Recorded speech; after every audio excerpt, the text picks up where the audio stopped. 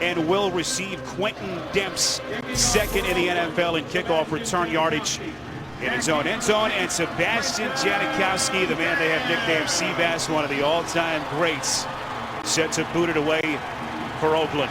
Raiders-Chiefs underway here in Kansas City. Janikowski boots it through the end zone, and KC will have it from the 20.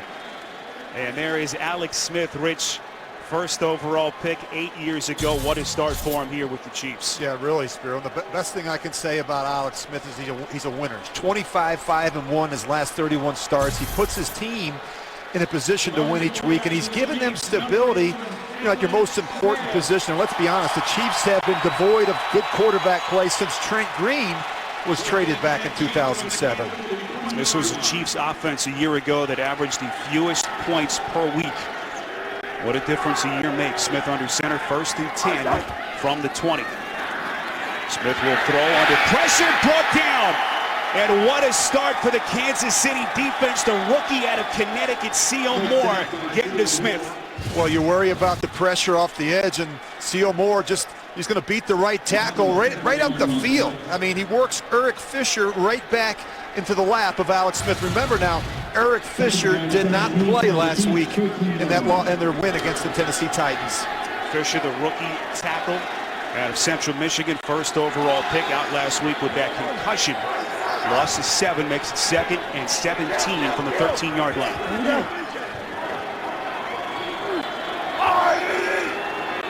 Jamal Charles, the long setback, 4 wides on 2nd and long. Smith throwing to the sideline. He finds his man. That's Junior Hemingway, the first-year man out of Michigan, across the 20. As we take a look at the starters alongside Smith after a pickup of 8. We mentioned Fisher did not play in that victory in Tennessee a week ago, went through the concussion protocol.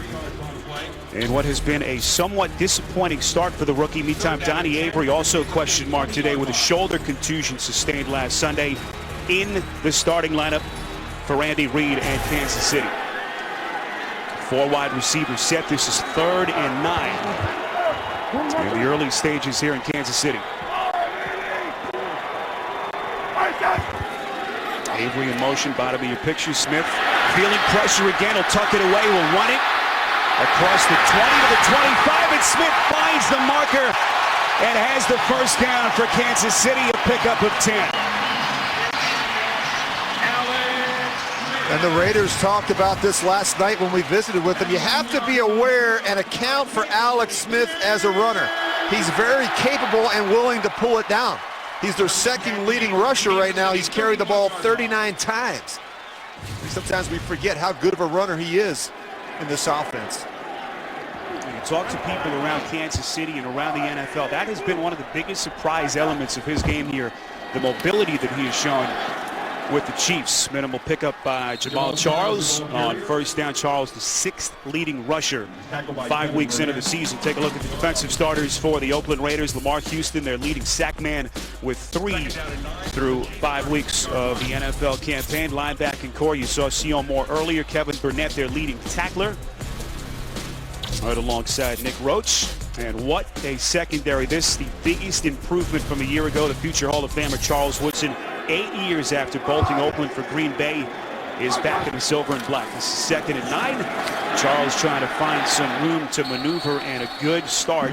Rich, this is an Oakland defense that took it away 5 times last weekend at home against the Chargers. Yeah, they're playing much better defensively. I think their run defense has improved. I mean, it's much better than it was a year ago. You get a good look at their defensive coordinator there, Jason Tarver. They have 9 new starters. I think they're much more athletic. They've got better team speed. They're more competitive. Last year, you just didn't feel the effort and the intensity from that group up front. Old Nate, they'll put Smith out of the shotgun with the play clock still at 7. Smith has time, throwing incomplete. Intended for Dexter McCluster, the 4th-year running back. Tracy Porter on the coverage, and Oakland getting off the field on 3rd down. And the Raiders are going to challenge this Kansas City offense to defeat man-to-man coverage. The Raiders play a high percentage of man-to-man. We sat down with Alex Smith on Friday, so we've got to win those one-on-one battles on the perimeter. Dustin Colquitt on to punt. And back deep to return for the Raiders is Phillip Adams inside his own 20.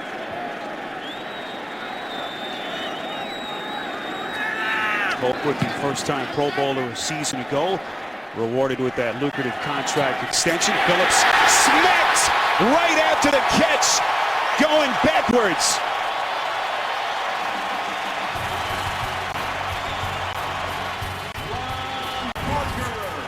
Ron Parker making the early statement here in Kansas City. First offensive possession for the Raiders, and Terrell Pryor coming back last week from the concussion. Rich looked good. Yeah, he really did, Spiro. Much better command of the offense. I think he's playing with better tempo. He looks much more comfortable under center. Hasn't experienced anything like this, certainly not at the NFL level. 1st and 10. Pryor going play action all day to throw against that vaunted front for the Chiefs defensively. Darren McFadden on the catch, picks up a couple. Offensive starters in front of Pryor. Andre Gerard's second straight start. Stefan Wisniewski, their usual starting center, out once again with a sprained knee. Backs and receivers, who mentioned McFadden, didn't play last week, sustained that hamstring tweak a couple of weeks ago against the Washington Redskins. Back, and boy, do they need a big game from McFadden here today. 2nd and 8 from inside the 20.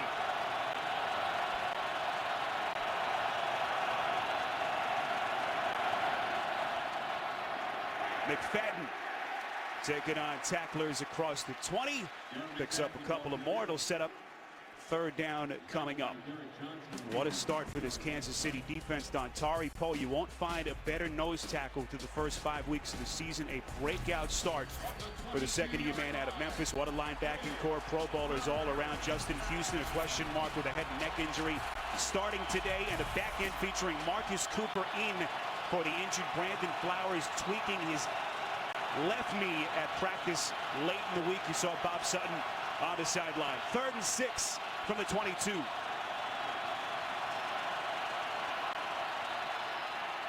Pryor set. Derek Johnson, the 9th-year linebacker, getting there for Kansas City. Well, if you're the Raiders, you spent so much time worrying about the pressure off the edge with Justin Houston and Tamba Hali, and then they bring pressure up inside with the green dog by Derek Johnson. They've talked all week about containing Terrell Pryor and making him function as a pocket passer. They have been so dominant on 3rd down through the first 5 weeks, and they pick up right where they left off. Marquette King, 2nd-year punter, missed all of last season with a foot injury. And this one returned by McCluster. An excellent punt coverage by Oakland. 52-yard boot from King, and Alex Smith back onto the field when we come back. The NFL on CBS is sponsored by Southwest Airlines. Find our fares online only at southwest.com. Chili's $20 dinner for 2. And by Bud Light, official beer sponsor of the NFL.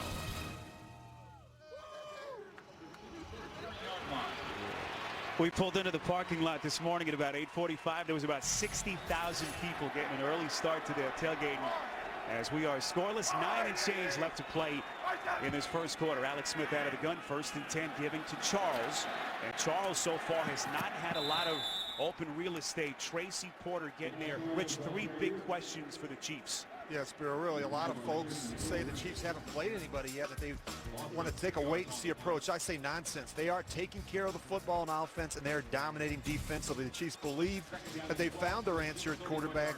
And while, Alex Smith may not overwhelm you with gaudy statistics, what he does do is win. And finally, if they can continue to dominate on defense, I think the sky's the limit. They're the #1 scoring defense for a reason. They are good on all 3 levels. 2nd and 12, play action from Smith, rolling out. This time has time all day to throw. Nowhere to throw, however. Smith to the sideline, and it's incomplete. Excellent coverage downfield. We touched on the improvement, Rich, in that back end of the secondary as you see Woodson. Well, you look at them right now, Spiro. They're struggling a little bit in the passing game. Play action has been good for the Chiefs. And, you just watch the draw that it gets. Good protection here for Alex Smith. But there's just nowhere to go with the football. And if you can't attack on the perimeter with your wide receivers, the field shrinks. and it impacts everything else you're trying to do, especially in the running game. And we talked to Andy Reid on Friday. He feels the coaches feel they're close to the passing game, but boy, Bo and Avery have to win on the outside. 3rd and 12. Here they come on a blitz and they bury Smith. Nick Roach, 7th-year player out of Northwestern, and Smith never had a chance. Yeah, the linebackers are really playing better. You look at C.O. Moore had the sack earlier. Now it's Nick Roach. Again, the running back, you look at Jamal Charles. He has to pick up Roach on the blitz. Jamal Charles blows an assignment by running right by the blitzing linebacker. Nick Roach, the free agent signee, 6 years in Chicago behind Brian Urlacher and Lance Briggs. Looked like a young Urlacher on that play. 4th and 22 as Colquitt on for the second punt. Phillip Adams watches it bounce out of bounds, and excellent field position, a short field here for 24-year-old Terrell Pryor. 38-yard punt from Colquitt, scoreless on CBS. The iconic moment, certainly not in the late 60s, as Raiders Chiefs, going back to their days in the AFL Western Conference, to the current AFC West. And here they are now. Andy Reid on the field. He touched on it. Very in tune with the history between these two teams, as is that man Dennis Allen. And now Terrell Pryor onto the field for the second time. 1st and 10 from the Oakland 40.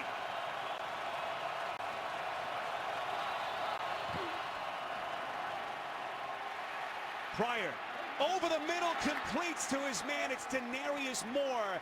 1st down, Raiders, a pickup of 16. And this is really where I think that Terrell Pryor has improved. Just the patience in the pocket. Really nice route here by Denarius Moore. He's just going to find a hole in that zone coverage and make himself available to Pryor.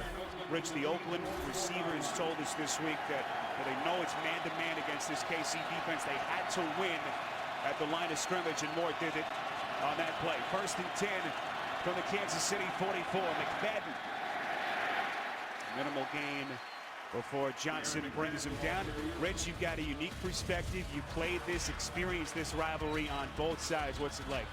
Well, you know, it was special. I'd be lying to you, Spiro, if I didn't say that these games meant a lot to me. Two very different approaches from a philosophical perspective when you look at, you know, both owners. Lamar Hunt, you know, Al Davis.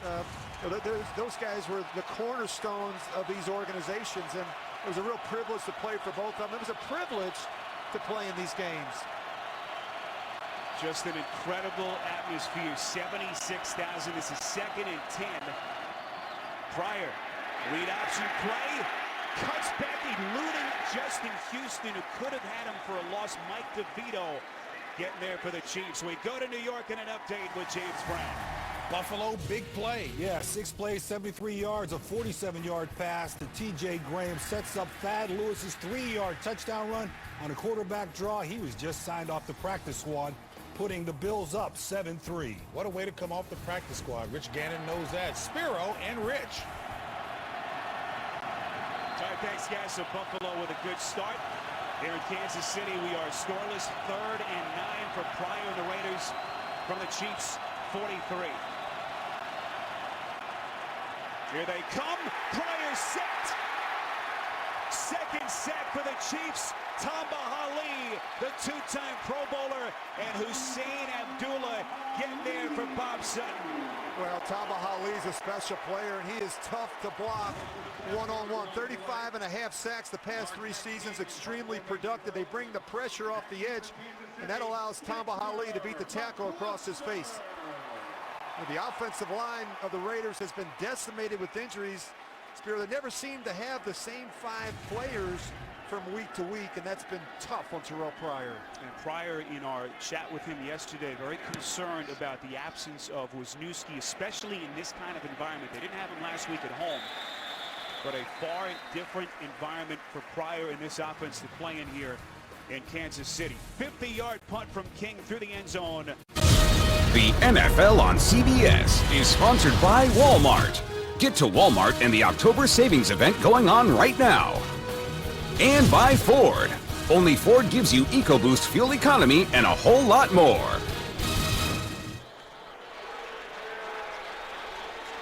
Well, Chiefs fans excited about this franchise. What a difference over the last 10 months. 5-0 after that dreadful 2-14 season a year ago. Smith onto the field, third possession, 1st and 10. Into the backfield is Charles to the 30 and knocked out of bounds by Tracy Porter. Tonight on 60 Minutes, a 15-year-old boy who may have come up with a cancer breakthrough, plus one of the great untold human rescue stories of the 20th century. 60 Minutes tonight, only CBS. This Kansas City offense, Rich, we mentioned last year, just 13 points per game, worst in the NFL, and Alex Smith and Andy Reid have turned it around. Yeah, they're trying those, Spiro. They've struggled here, though, the last couple of weeks. I think you look at them last week against the Tennessee Titans. Really a difficult time on the early downs. Charles finding the edge up the sideline, close to another Kansas City first down. Kevin Burnett knocked him out, and they've done it with a lot of trickery, different formations. Reid, as good as there is in play calling. Yeah, he's going to use a lot of personnel groupings and formations and really try and get players in space where they can make some plays, but they're not generating a lot of big plays. They've had a difficult time finding their rhythm. As I mentioned, they've been struggling a little bit in the early downs, and as a result, they find themselves in a lot of 3rd and longs where they're not able to convert. So they've got to be better in this one on the early downs. They've got to find a way to get Jamal Charles in this running game cranked up. This is 2nd and short. They line up inside the 40. High formation set. Charles.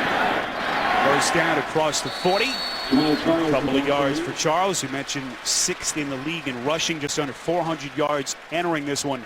Moves the chains. And they've got to play better around Jamal Charles. And really, if you study this offense right now, they're very young and inexperienced at the tight end position, and they need more production from Dwayne Bowe and Donnie Avery. Bowe just 17 catches through the first 5 games. Avery just 16. They're having a difficult time getting big chunks down the field in the passing game.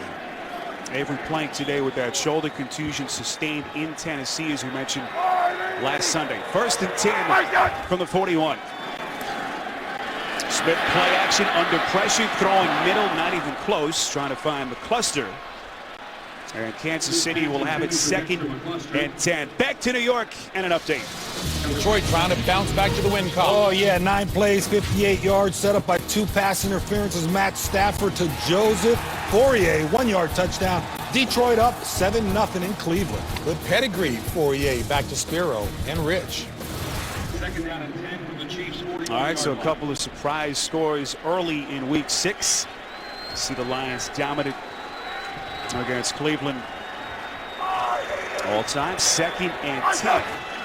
Alex Smith under center, fakes the handoff to Sherman, throwing to Niall Davis, the rookie out of Arkansas. And Davis going nowhere. Rich barely back to the line of scrimmage. Brandon Ross making the start for the injured Tyvon Branch on the tackle. And Alex Smith is very quick to check the ball down to the backs. Injured player for Kansas City is their 6th-year tight end, Brandon Albert. And the Chiefs medical staff onto the field. 3rd and long for Smith and the Chiefs when we come back. Saturday, the Home Depot SEC on CBS delivers doubleheader action. First, Jordan Matthews and the Commodores of Vanderbilt take on Aaron Murray and the Georgia Bulldogs. Then Trey Mason and the Auburn Tigers taking on Johnny Manziel and the Aggies from Texas A&M. Brandon Albert, Rich, injured on that previous play. Right of your picture looks like his left arm. Yeah, his left elbow. You see Jamal Charles coming in. He's trying to help out on Lamar Houston. He winds up hitting Brandon Albert right in the left elbow, and that one hurts. You see Brandon Albert, he goes right down to the ground. This is a player they cannot afford to lose. He's been playing really well at the left tackle position. He's got his hands full today against the Raiders' best pass rusher, Lamar Houston. Donald Stevenson on in his stead. 3rd and 11. Charles, first down, and a lot more inside Raiders territory to the 36-yard line. Brandon Ross knocked him out. 24 yards for Charles. And I think Jamal Charles could be the best screen runner in the game. He's very patient. They've got an offensive line that can get out in front and run. And once he gets into the open field, he is a tough tackle. Charles still playing with those painful blisters on the bottom of his feet, something that flared up for the first time a couple of weeks ago here against the Giants. 1st and 10. Smith hit as he throws. Incomplete. And Smith took a hard hit Intended recipient was McCluster. That was Lamar Houston getting to Smith. And this is where the Raiders are so much better than a year ago. I mean, they can play man-to-man coverage now because they have some corners that can match up. You look at Tracy Porter and Mike Jenkins. They've got DJ Hayden. It allows them to play a lot more man-to-man coverage, which is what Jason Tarver and Dennis Allen want to do defensively.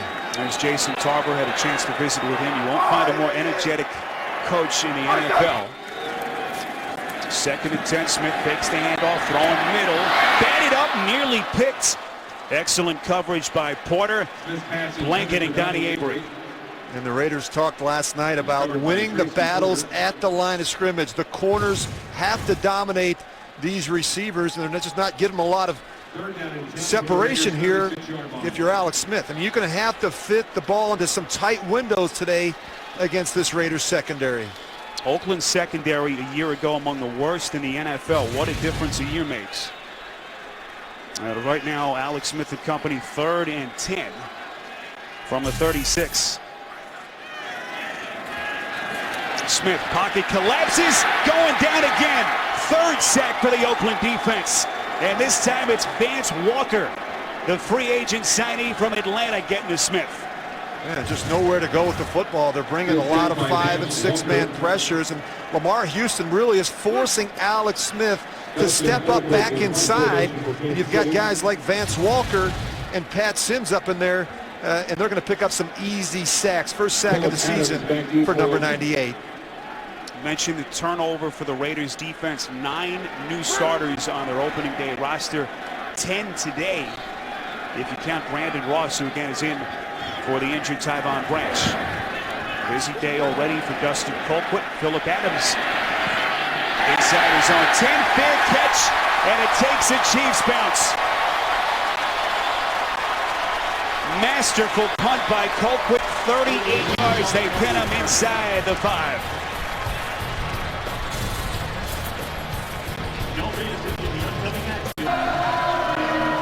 Neat little story here in Kansas City. The Chiefs fans today trying to set a Guinness Book of World Records mark for the highest decibel level in an open-air stadium. The record set in Seattle with the Seahawks fans, and there you see the number bottom of your screen, 136.6.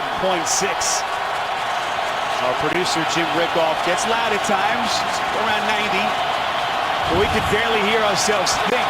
1st and 10, Pryor inside the 5. Will work from the gun. Pryor play action from his own end zone, completes. Rod Streeter, 17th catch of the season, and this about as tough a circumstance as you'll find for a quarterback backed up rich with this crowd. Yeah, it's one of the loud ends of the stadium, and it's really important to get off to a good start and handle the crowd noise. You look at Pryor, though, a little jumpy with his feet. He's bouncing around a little bit back there in the pocket, but again, showing better patience. But it's so important, as I said before, Spiro, to get off to a good start. You want to eliminate the false start penalties, delay of games, the unnecessary timeout. So far, so good for the Raiders. 15-yard pass play to Streeter, 1st and 10 from the 18. McFadden playing with that tweaked hamstring across the 20. Quentin Dix on the tackle. You know, Terrell Pryor, one of the impressive things about him is that, you know, he said before this season, Rich, he wasn't ready to be an NFL quarterback. His mechanics better, still not great, and he's done what he's done through a patchwork offensive line, which is probably the most impressive aspect of it. Yeah, I got to give him a lot of credit. And when he sat down with Dennis Allen last night, he basically said he's much better than he anticipated. I mean, he's better with his pocket presence, his ability to go through his progressions and make good, accurate throws from the pocket. And he gives them the best chance to win right now. He's really their best player offensively. 2nd and 8. Pryor, through his progressions, will run to the sideline, has the first down and more, stays in bounds. Oh, the little okey-doke on the sideline from Pryor. Sean Smith finally makes the tackle, but not before Pryor burns him for 26. End of 1 in Kansas City, scoreless on CBS.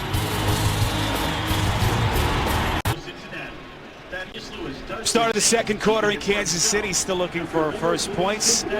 Silver and Black faithful making the brave trek into enemy territory today. 76,000 for the Raiders and Chiefs. Alongside Rich Gannon, I'm Spiro Dedes, in today for Marv Albert. Our entire CBS crew from Arrowhead Stadium on a gorgeous Sunday afternoon here in Week 6. So far, it has been a defensive battle. Terrell Pryor, long run to close the first quarter, has the Raiders 1st and 10 from the 47. Jacoby Ford in motion, little trickery. Ford thought about the pitch. Kansas City's defense was not fooled. Rich, we were looking forward to this matchup between Pryor and a Kansas City defense. 26-yard run to close the first. Yeah, you go back and you look at it. This is what you've got to guard against if you're the Kansas City Chiefs defensively. Go ahead and freeze it right there. Look, there's nowhere to go with the ball. They've got everybody covered. Now, this is what he does best. He pulls the ball down and he runs. And even when you think you have him contained, he's able to make someone miss and make a big play with his legs. And he is a tough tackle. He's a big man with great speed in the open field.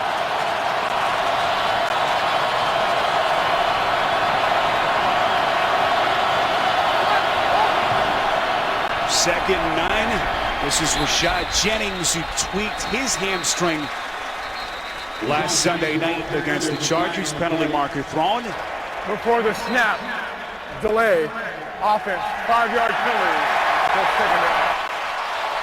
And this is something Pryor, Rich, is going to have to deal with all day. Yeah, you have to keep reminding yourself to look at that play clock, and you can't fall asleep at the wheel, particularly in a place like this. It gets so loud, it's deafening. It makes it very difficult to communicate. But what they have to be able to do, Spiro, as you watch the Raiders here as we start the second quarter, they've got to be able to run the football. Terrell Pryor is the only thing they've got right now. They've got to be able to get some production out of these backs, whether it's McFadden, Jennings, or Marcel Reese. Somebody has to make a play in the running game. Right now it's Jennings on 2nd and 14. McFadden getting the blow. Play action from Pryor. He's going to run. Pryor, the freakishly athletic quarterback, inside Kansas City territory, inside the 40, 16 more yards, and an Oakland first down. And this is really amazing. They're trying to throw the screen back to the tight end. It's simply not there. You see the lineman downfield, and now Pryor just pulls the ball down and runs. And I mean, it's amazing. He's much faster than you think. He's got great quickness, and he also does a good job with that free hand, keeping would-be tacklers off his legs.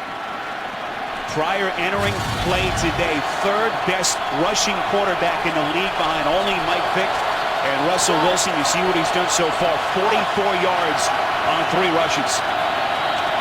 1st and 10 from the 40. Pryor, incomplete, intended for the tight end, Jaron Mastrew, the 4th-year veteran out of Kansas State. And a reminder coming up on the Verizon Halftime Report. We'll send you to New York. JB, Dan Marino, and special guest Bart Scott standing by in studio. They'll have all the scores and highlights. The Verizon Halftime Report coming up at the end of the second. Rashad Jennings will stay into the game. Rich talking about the disappointment in the Oakland running game through the first 5 weeks of the season. Really no different than last year. They were 27th in the NFL in rushing a year ago. 2nd and 10. Jennings tripped up, minimal gain. And you listen to Darren McFadden. I know he has the hamstring pull. He knows, Rich, he's in a contract year. He owes this franchise a big season, and they've got off to a slow start. Yeah, and you know, when he's healthy, he could be a special player, but that just hasn't been the case lately. He's already missed 24 games, and he's in his 6th season. And it's a toe, it's a Liz Frank, it's a knee, it's an ankle. And you just see this one thing after another, and it gets to the point where you just can't count on him week in and week out.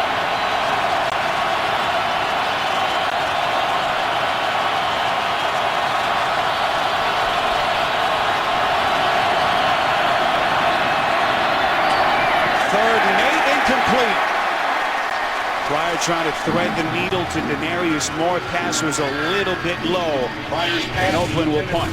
Well, when you got him open, you've got to be able to hit him. You've got enough space there, and it's low and away. You've got to find a way to put that one on Denarius Moore. This one just sinks on him a little bit. And this is one of the things that he's talked about, is if he gets too open with his left foot in his stance and he's not square to the target, he has a tendency to miss low. Well, everyone around the Oakland Raiders say the biggest improvement from week 1 to where they are now has been Pryor's mechanics, but they weren't very good to begin with. And Pryor readily admits he's got a long way to go. Marquette King, the penalty marker, whistling the play dead. Just beyond the line of scrimmage, Raiders pointing to the Chiefs. Mike Carey is our referee. Neutral zone infraction. Defense. Number 57. 5-yard penalty. Still 4th down. A little bit of an unusual look from the Chiefs defensively. They wind up bringing their return specialist, Dexter McCluster, all the way up into the box. They have no one back, and they wind up jumping off sides. And now they've given the Raiders a chance to kick a field goal. So a potentially back-breaking penalty against Nico Johnson and the Chiefs. Sebastian Janikowski will attempt from 51 yards, one of the all-time greats in NFL history. Janikowski tied for the all-time record, 63 yards back in 2011. King the holder, this one on target, but short. Missed it by about a half foot.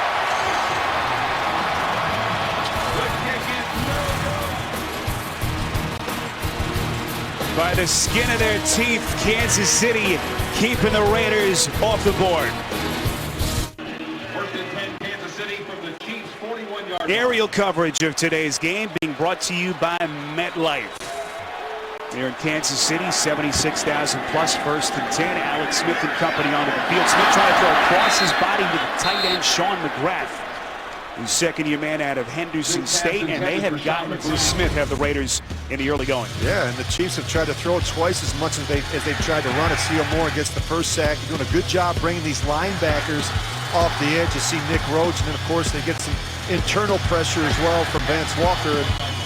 And a nice job containing Alex Smith, forcing him to step up in the pocket. And as that man right there told us last night, Jason Tarver, we want him to be claustrophobic back there in the pocket.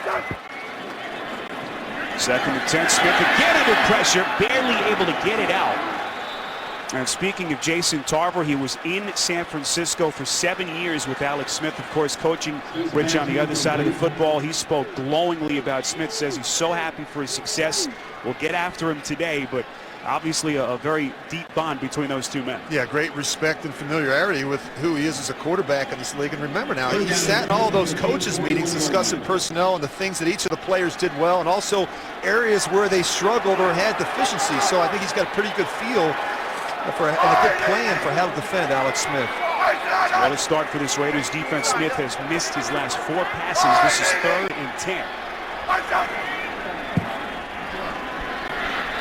Pocket collapses against Smith and showing that mobility, but the Oakland secondary has completely put in the handcuffs on these Kansas City receivers. And somebody has to win. Somebody has to beat man-to-man coverage. Go ahead and roll it. You just look at Alex Smith as he drops back.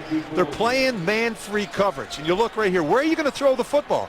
Go ahead and freeze it. There's nowhere to throw the ball. And now Alex has to escape to his right and throw the football away. That's tough. Tough way to make a living. Already the 4th punt for Dustin Colquitt. Phillip Adams standing at around his own 30. Spiraling kick. Adams late signal for the fair catch. Takes a brief Raiders bounce. They'll have it from just outside the 20. 37-yard punt from Colquitt. Still scoreless in Kansas City. The NFL on CBS is sponsored by DirecTV. If you call yourself a sports fan, you gotta get DirecTV. CenturyLink, your link to what's next. And by Pepsi. Live for now.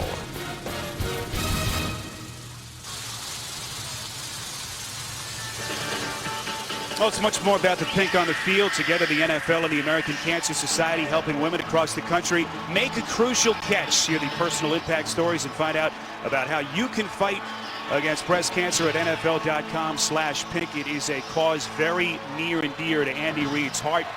His late mother, Elizabeth, a radiologist who treated many breast cancer patients, and his wife, Tammy's mother, passing away from breast cancer. Terrell Pryor, the 24-year-old Raiders quarterback, back onto the field.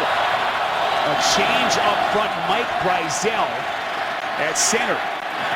Try to get an update on perhaps an injury situation. Jerron Mastrue the catch across the 30 and has the Oakland first down. Rich, a pickup of 13. And you pointed out that injury situation. That's significant for the Raiders in terms of communication. Now they're down to the third center, and Gain of 13 yards on yeah, they run this pistol, and off of it comes not just the runs, but the ability to throw the ball on the move with Terrell Pryor.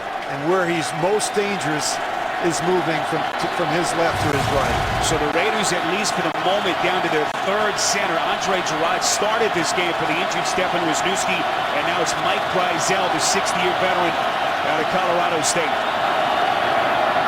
McFadden on 1st and 10, taking on the tackler just past the line of scrimmage. Wisniewski missing his second straight game today with that sprained knee, and boy, a thin offensive front getting even thinner for the Raiders. And it affects everything you try and do up front, not just in terms of the running game, pass protection, but communication with the young quarterback. And in talking to Pryor, he said he really relied on Stefan Wisniewski in terms of making all the declarations and the protection checks. And so without having him and without having Andre Gerard, it really makes things difficult. Although Brizell is a veteran, and I think he'll do a decent enough job cleaning up the communication up front.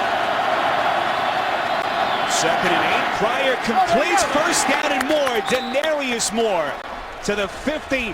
And this Oakland offense, after a quiet start, moving the chains that time for 12 yards. And they're going to get some off coverage here, which we haven't seen a ton of from the Jets, and the Raiders take advantage of it with the slant pass to Denarius Moore. Moore, the 3rd-year player, 20 catches entering this one today. He's their leading receiver. Coming off the best 3-game stretch of his career, nearly 300 yards, a couple of touchdowns over the last 3 weeks. 1st and 10, McFadden. Finally, some open real estate, twisting through that KC front. 8 yards as we send you back to New York and James Brown. A defensive stop by Cincy sets up the offense. Yeah, Cincinnati stopped Buffalo on 4th down. Then went 9 plays, 98 yards. Andy Dalton to Giovanni Bernard, 20-yard touchdown. Cincinnati up 17-7. Attitude play, as Bart Scott called it. Back to Spiro and Rich. So 17 straight points for the Bengals. And that AFC West matchup in Buffalo. 2nd and 2. Trickery from Pryor, making Houston miss. Pryor out of bounds and has the Oakland first down. It's the 2nd time that Houston has had Pryor in his midst. And he does everything right except make the tackle. Look, he keeps the edge. He's right there. He's got him, and then he doesn't. And that's the thing with Terrell Pryor. I mean, he's a lot faster than you think. The other thing that he will do is he keeps it a bunch. I mean, there's been some opportunities to hand the football off out of this pistol, but he likes to keep it. All things being equal, Terrell Pryor is going to pull it down and run with it. He's outrushed the entire Kansas City team so far in this first half. This is 1st and 10 from the Chiefs' 39. Pryor to Moore, first down inside the 20. No one's going to get more. Touchdown Raiders. 39 yards, and Oakland taking the 6-0 lead. And remember, Spiro, Brandon Flowers, their starting corner, is out.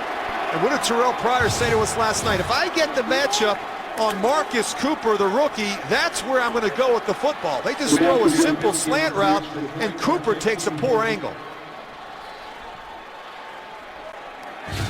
4th touchdown reception on the season for Denarius Moore, the 3rd-year man from Tennessee. As Oakland goes 6 plays, 78 yards in 3 minutes and 16 seconds. What a start for this young Raiders offense. Pryor to Moore, and a silver and black drawing first blood.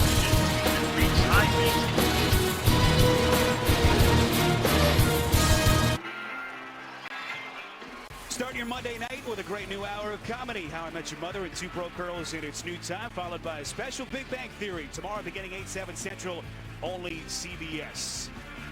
Oh, this Kansas City pass defense, #1 in the NFL entering this one, but Terrell Pryor, Rich, starting to get comfortable.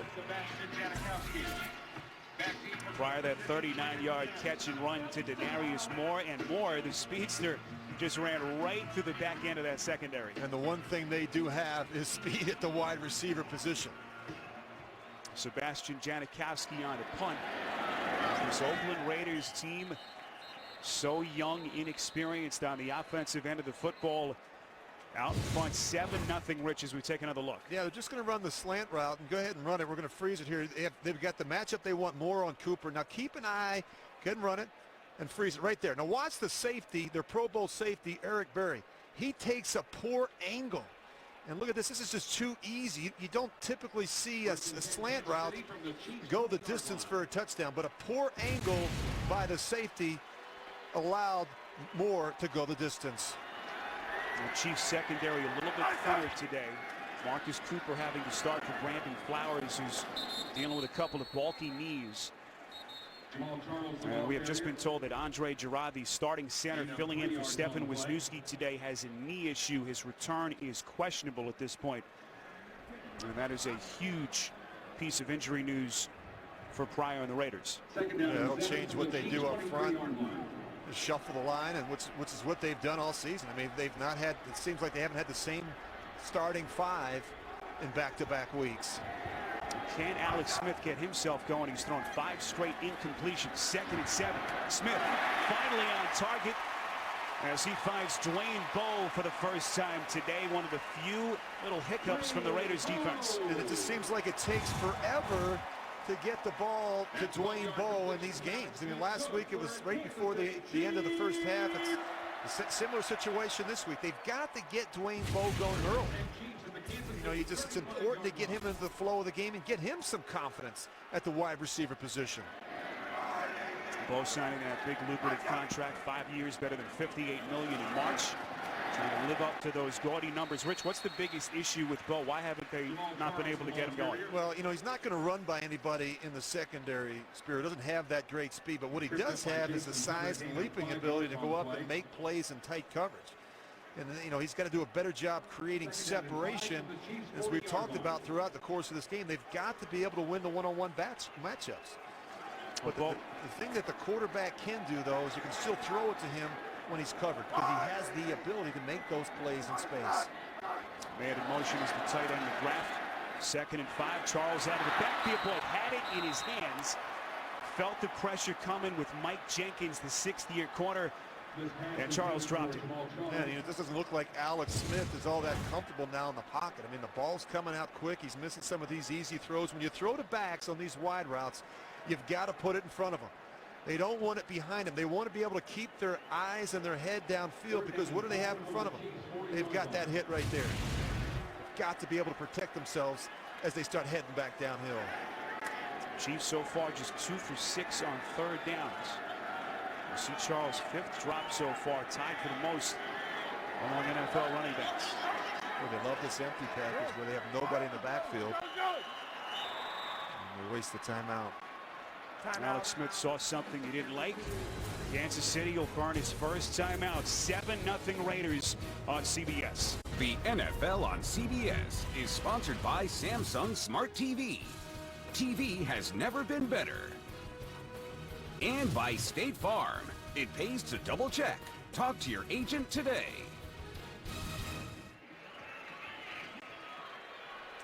6 straight wins for the Raiders in Kansas City, tied for the longest active road winning streak against any opponent in the NFL. Different set of circumstances today. We'll get some pre-snap movement.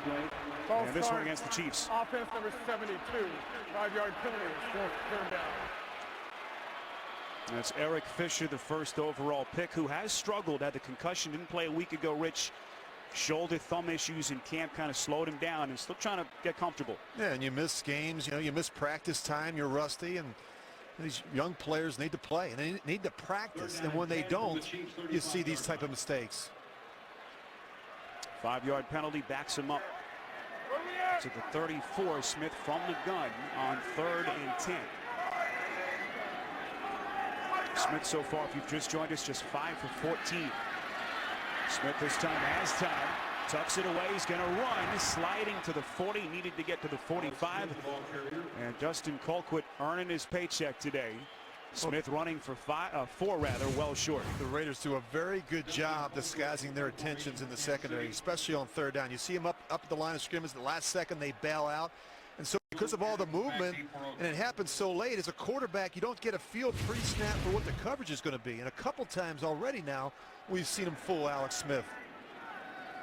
Rich, we kind of wondered, how this Raiders offense and team in general would deal with this crowd today. A tough 5-0 Chiefs team, but what a start for Dennis Allen and the Raiders. Booming punt by Colquitt, fielded by Adams inside the 10. Adams trying to find the edge, tripped up at the Oakland 15-yard line. 53-yard punt, and Hussein Abdullah makes the tackle. Rich, what about three big questions for the Raiders here in Week 6? Well, we've been talking about McFadden. Once again, Spiro hasn't been able to stay healthy, and the production isn't quite where it needs to be in the running game. And you look at the injuries that have decimated this offensive line. We're seeing them again here today. It impacts everything the Raiders are trying to do. They need to get healthy up front. And finally, I thought last week against the Chargers was the Raiders' defense coming out party. And, they've had 5 takeaways. They need to continue to generate takeaways for their young offense. See some of the numbers at the top of your picture. We are inside the 6-minute mark of the second. Terrell Pryor and the Raiders up 7. 1st and 10 from inside the 15. McFadden. Yards will be at a premium against this Kansas City defense. Tackle made by Derek Johnson. Fantasy football fans, check out CBSSports.com. Play a challenge, a new 4-week game with a cash prize in every league. See rules and sign up at CBSSports.com/challenge. We're at Arrowhead Stadium, Kansas City, 76,000 plus. Alongside Rich Gannon, Spiro Dedes, and for Marv Albert, our entire CBS crew. Can the Raiders pull the upset? Up 7. McFadden across the 20. And the tackle made by the lunch pail defensive end Mike DeVito as we take a look at the last Oakland drive. And we talked about the danger when you allow Terrell Pryor to get outside the pocket. They're trying to stay after the running game, and of course the big slant pass to Denarius Moore that goes for a touchdown. This team has gotten off to the kind of start they were hoping for here today at Arrowhead. More that 39-yard catch and run for the touchdown, and that is where we stand. Oakland 0 for 3 on 3rd down.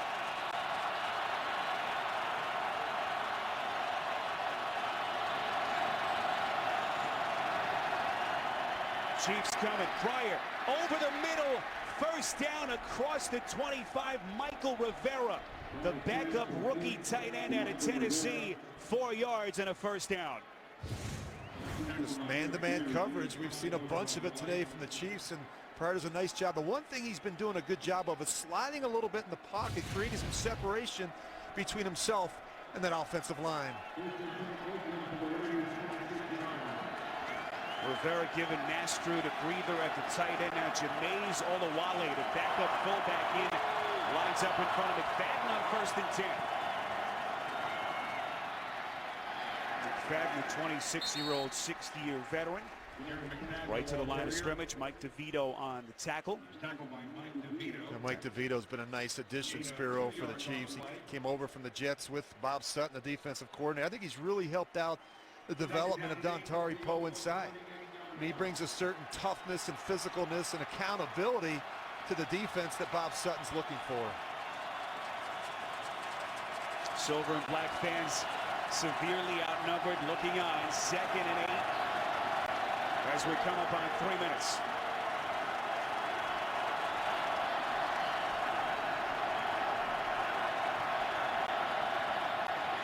Pryor bobbles the snap, fakes the pass, making guys miss all over the place.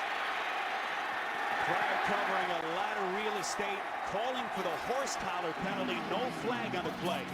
Tyson Jackson finally able to bring him down. Pryor's got a pretty good argument as Oakland, Rich, loses 8.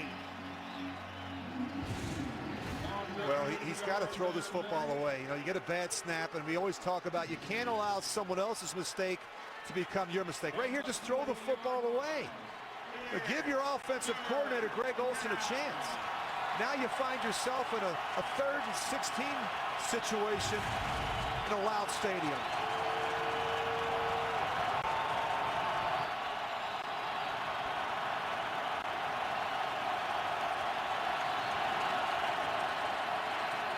Third and 16. A timeout was taken before the snap by the Raiders.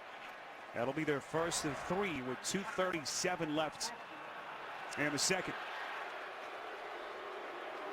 Things starting to fall apart here a little bit for Terrell Pryor and the Raiders, and some confusion. You get a bad snap, which you'd expect from Mike Breisel, who hasn't done it a lot. Now they're down to the 3rd center, and now we've got a communication issue as well. Well, this Kansas City defense on 3rd and 10+ yards has been perfect. Opponents 0 for 26. In this set of circumstances, Rich, over the first 5 weeks, just an incredible start by this Bob Sutton-led defense. Yeah, they've been really the best in football on 3rd down, and they give you so many different looks. They've got pressure off the edge that they generate with Justin Houston and Tamba Hali. And how about Dontari Poe inside? I mean, he's been staying on the field in their sub package. He's got 4.5 sacks already, and they're playing better on the corners with Sean Smith and Brandon Flowers when healthy.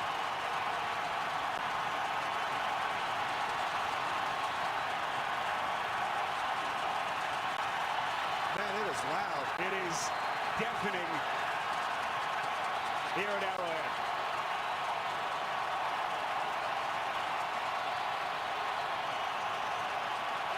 The Raiders have prepared for this all week. They've used the crowd noise in practice. They've worked on a silent count. They've worked on a double cadence and everything they can to handle the crowd noise. The best way to handle the crowd noise is to get a big lead on the road. That's how you take the crowd out of it here at Arrowhead. How does Pryor handle this situation? 3rd and 16 with Arrowhead shaking in its pillars. Pryor across his body, deflected, nearly picked, and then Streeter had his fingertips on it. Pass was tipped by Marcus Cooper, the rookie out of Rutgers today, starting for the injured Brandon Flowers. This is what the Chiefs want to do. They want to force Pryor to his left, and that is a dangerous throw. I mean, you've got to be able to see throws. But you see him moving to his left. This is what Kansas City has talked about all week. He is so accurate. His completion percentage is off the charts to his right, but not as good to his left, which makes sense, obviously, for a right-handed quarterback. Pryor 8th in the league in passer rating. Completion percentage so much better than anyone in that Oakland locker room could have anticipated. As the punt fielded by McCluster at the 30 penalty marker thrown. It's a 51-yard punt. Some pushing and shoving behind the play. What a kick by Marquette King.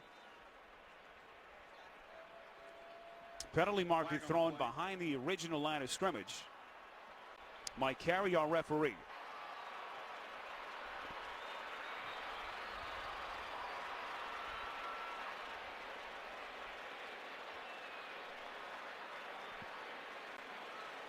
Carey looking over. It's against Oakland, trying to get Andy Reid's decision on what to do with the penalty. Remember the kicking team downfield, the 5-yard penalty. Kansas City went to the first down. So ineligible receiver downfield against the Raiders. Another reminder coming up, the Verizon Halftime Report will send you to New York. JB, Dan Marino, and special guest Bart Scott are standing by in the studio. All the latest scores and highlights in week number 6, the Verizon Halftime Report coming up next. Boy, Spiro, Kansas City hasn't done anything offensively, just 63 yards of offense in the first half. Look at the last time they were shut out in the first half was last December. Raiders have had some good success against the Chiefs. Of course, they've won 6 straight here in Kansas City. Alex Smith has been so good through the first 5 weeks. Today, just 5 for 14 so far. First and 10 out of the backfield. Screen fielded by Charles. Dances inside Raiders territory and finally brought down after 14 yards to the air. Catch and run. Tackle by Brandon Ross. 2-minute warning in Kansas City. You're watching the NFL on CBS. 10 Chiefs at the Oakland 41-yard 2 line. timeouts left for the Chiefs. Finally a chance to play with a short field here. Down 7. First and 10 from the Raiders 41. Smith feeling pressure as he throws. Finding Bo at the 25-yard line, in which you have to think Raiders thinking 6 here with still a couple of timeouts. A really nice back shoulder throw to Dwayne Bowe. And I said, even when he's covered, he's open, going after the rookie corner for the Oakland Raiders, DJ Hayden. That's the matchup you want to take advantage of if you're Alex Smith. Second catch for Bo today, 19th of the season. I'll mark it down just inside the 25-yard line. This is first and 10.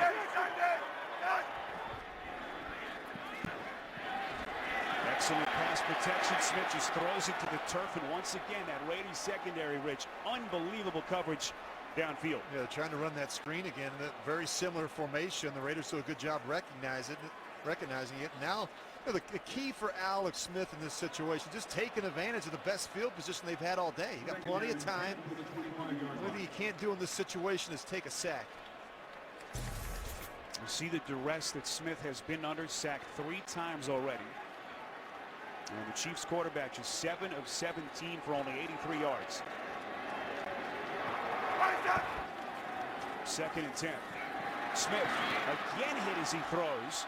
That one low, intended for Bo, and Smith just has not looked comfortable, Rich, at any point in this first half. Well, the coverage has been good on the back end, and he's not been allowed to set his feet. And every time he tries to step up, he's got a defensive lineman or a linebacker knocking him down. From the 25-yard line. And it's just a 4-man rush. It's a little TE game. You see Houston goes down inside, and Vance Walker loops around outside. And the Raiders don't do a good job passing that off on the left side. I really enjoyed talking to Jason Tarver last night. He reminds, I think you said he reminds you a little bit of John Gruden. Yeah. He's got great energy. He's got great passion. He loves this defense. Kind of looks like it too. Third and 10. Smith from the shotgun. Throwing down the sideline. Incomplete. And a late marker comes in. It's on the rookie DJ Hayden, the 12th overall pick. And once again, Brandon Albert, second time he has been down to injury today. You don't want to see that reaction. It was his left arm earlier, and now it looks like it's the left leg. Well, you watch the pass interference by Hayden here. He never finds the ball. That's the problem. Doesn't do a good enough job turning his head Defense and number locating 25 the throw. from the spot of the foul. Automatic. First down. Didn't appear to be a very catchable pass. It was up over Bo. And now the concern on Brandon Albert. Oh, that left knee. Man, first it's the left elbow and now the left knee. Rich, I say it all the time. It's amazing that doesn't happen even more often than it does. All those big, wide bodies in the trenches.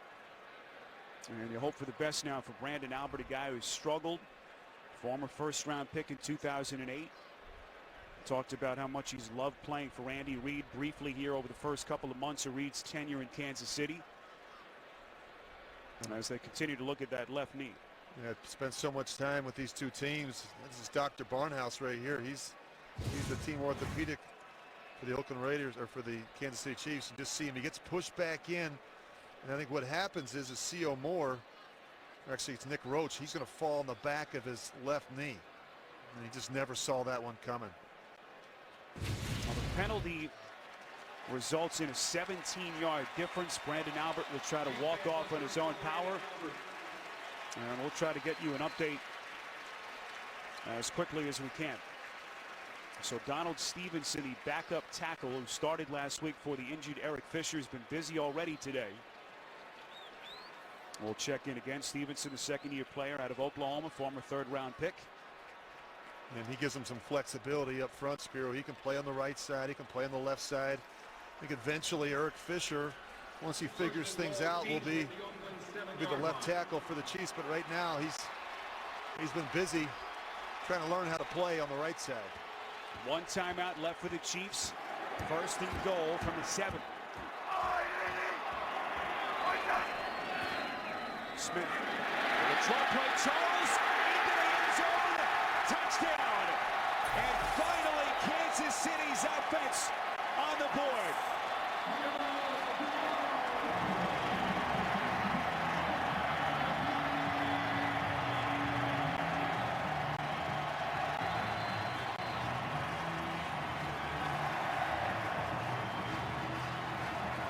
Fourth rushing touchdown for Jamaal Charles, the 6th-year veteran, and the Chiefs about to tie it. And he's very decisive. I mean, he just heads right downhill. And, he's touched the ball a lot more through the first 5 weeks. I mean, he's been very busy in the passing game, but terrific on the ground.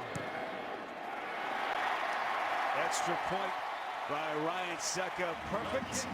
So the Chiefs go 55 yards at a short field after the turnover and punt by the Raiders.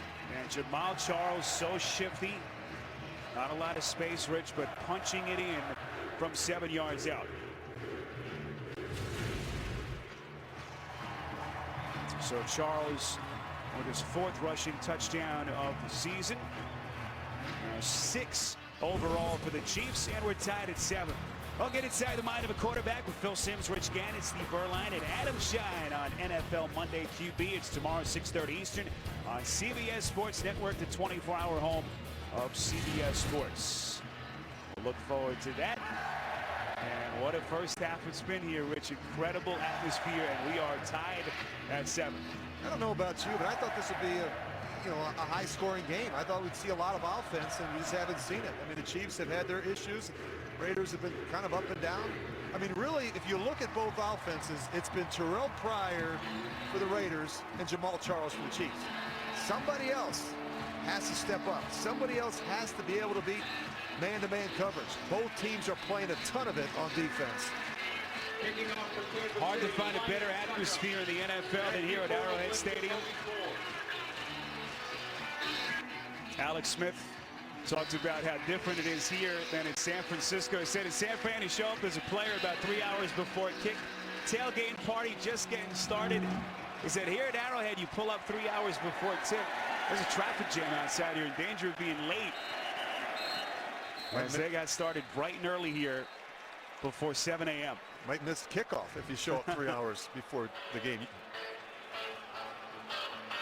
Well, Sebastian Janikowski, you see his target line needing to get to about the 45-yard line, career long. Tied with a couple of others, Tom Dempsey, Jason Elam, David Akers, that 63-yard kick back in 2011. What about some strategy, Rich? They've got 3 timeouts here with 66 seconds left. Well, I think you start with a safe play here on first down, a screen or a draw, just try and pick up some positive yards. Now if you get a big play, now you can be a little bit more aggressive with your play call. But with 3 timeouts left, I think the Raiders have to try and push the ball down the field.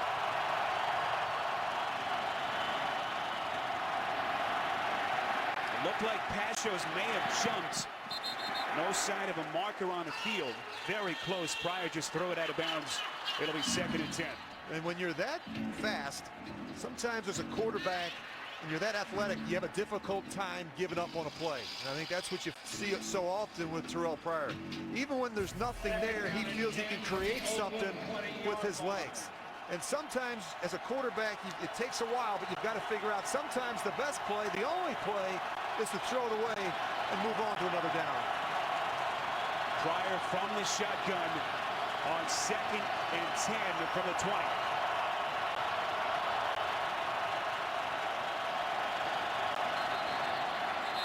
And once again, it looked like Pashos moved early.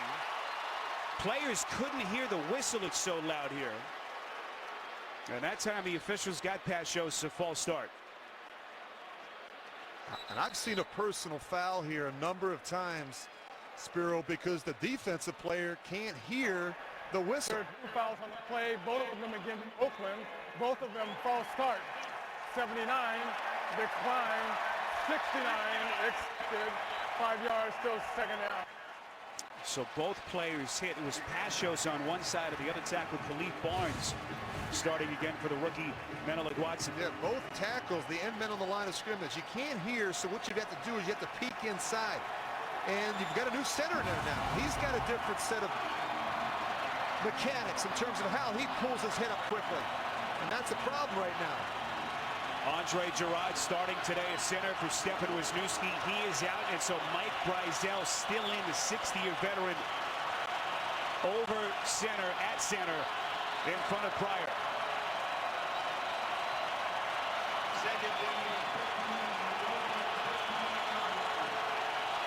This might be a good place for a draw. Make Kansas City use those timeouts.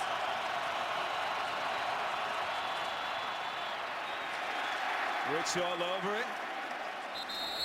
And a late marker thrown as Rich looks into his crystal ball. He's been in this set of circumstances once or twice. Again, our referee today, Mike Carey, as we move inside of a minute to play before halftime. Well, you got a young quarterback. You've got a new center in there. Things are starting to unravel a little bit, and you've got to be able to pump the brakes. Offense, number 65. Half to the goal, still second. Here's the and third down.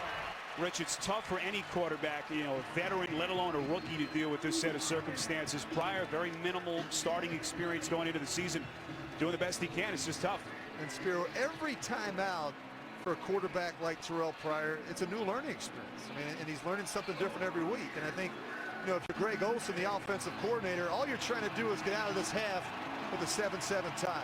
And that last play, that penalty was huge, because now it stops the clock. The Chiefs able to save those timeouts. And now if they can get a stop on second down, they've got a good, and third down, they've got a good opportunity to get some good field position. So Kansas City electing to decline the penalty. They spot the football, at least trying to figure it out, but finally put it down at about the 19-yard line. Yeah, and Andy Reid on the field right down here. He's trying to make sure that the officials know that they declined the penalty and they want it to be third down. That's it. He wants it to be third down. And it will be. Rich, you just take a run here and try to turn out some yardage. I think you run the football here and make Kansas City use that timeout. And hopefully your young punter, Marquette King, can come in there and bang one down and back up Kansas City. Jennings, the lone setback, 3rd and 11. Jennings keeping the feet moving across the 20. So Marquette King and the Raiders will punt. Eric Berry, the safety, coming up on the tackle. And now the Chiefs will burn that final timeout. 49 seconds left. And a huge punt here for Marquette King, the second-year punter. There's Bobby April, special teams coach. You see the timeout situation. Alex Smith, the 29-year-old quarterback. Yeah, he's over there talking to Chase Daniel. He's going through his 2-minute thoughts in his head. Always get a good return here with Dexter McCluster, and you can take a couple shots. Well, McCluster ran one back against the Giants a couple of weeks ago, an 89-yarder here in Kansas City. What does he have up his sleeve here? He sits back inside his own 30.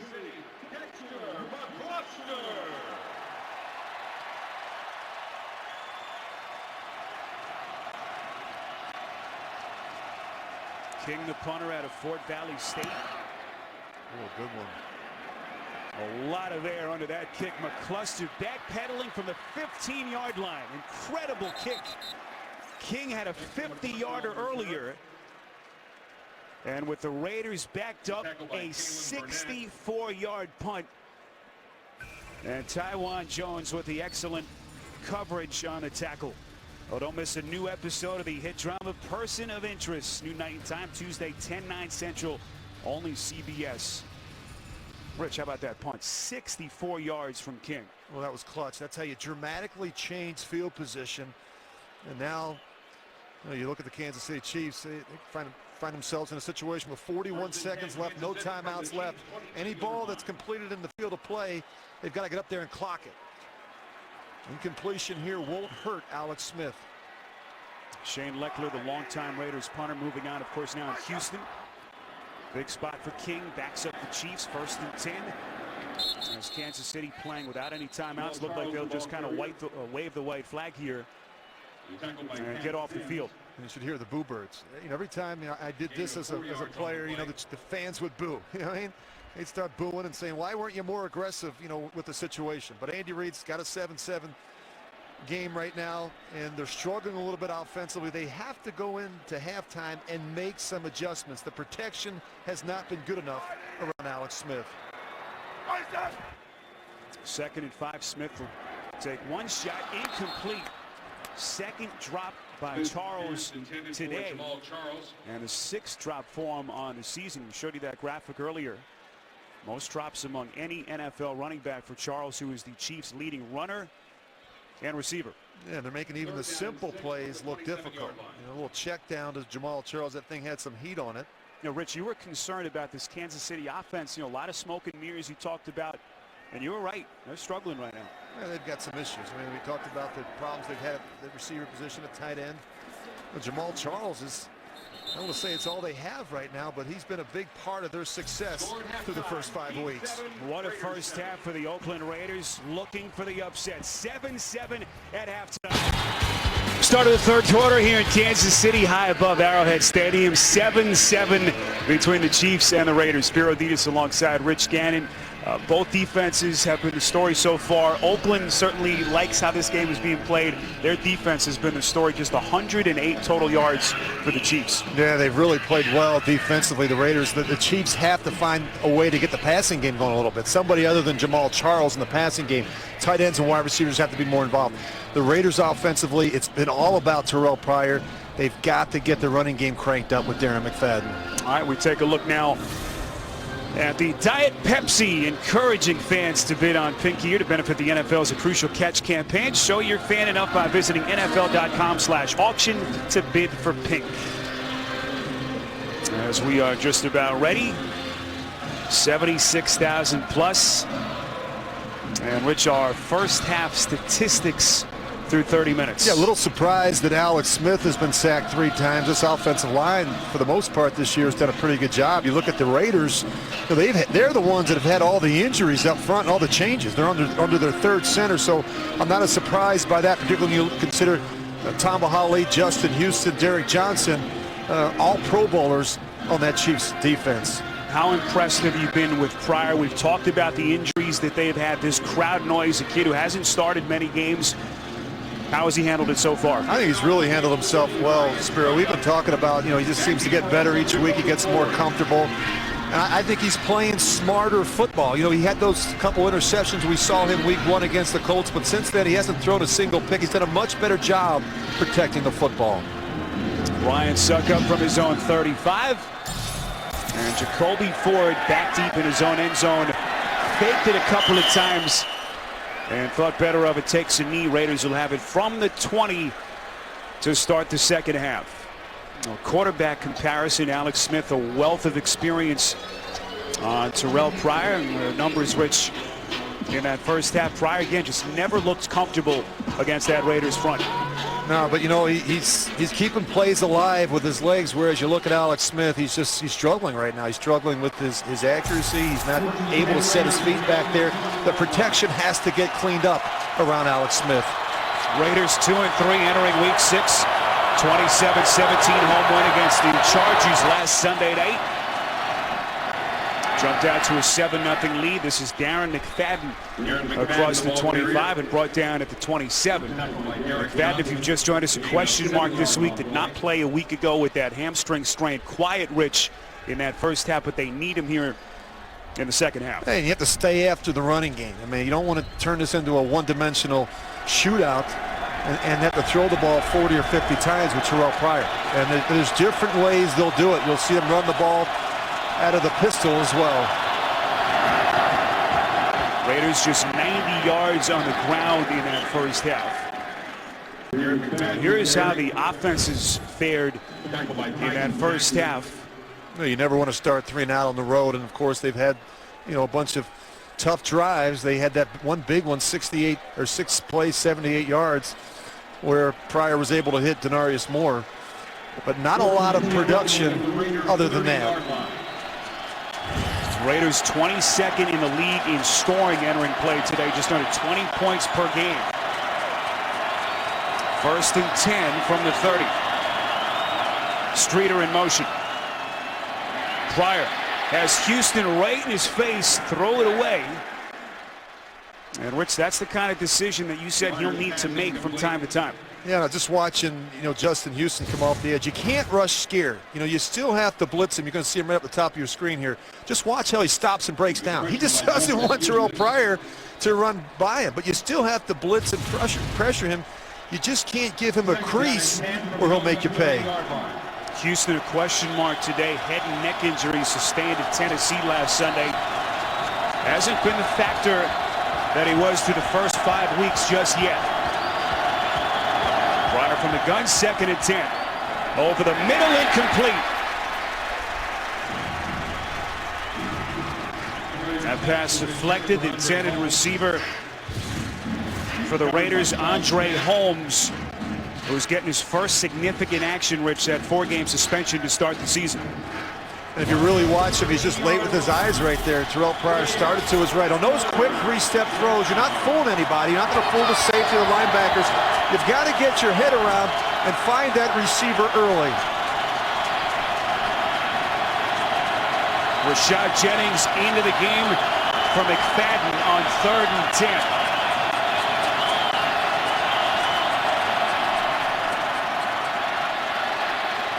Pryor set. Tamba Hali burying Pryor for a loss of 4. Well, you just can't hold it that long. You see Pryor.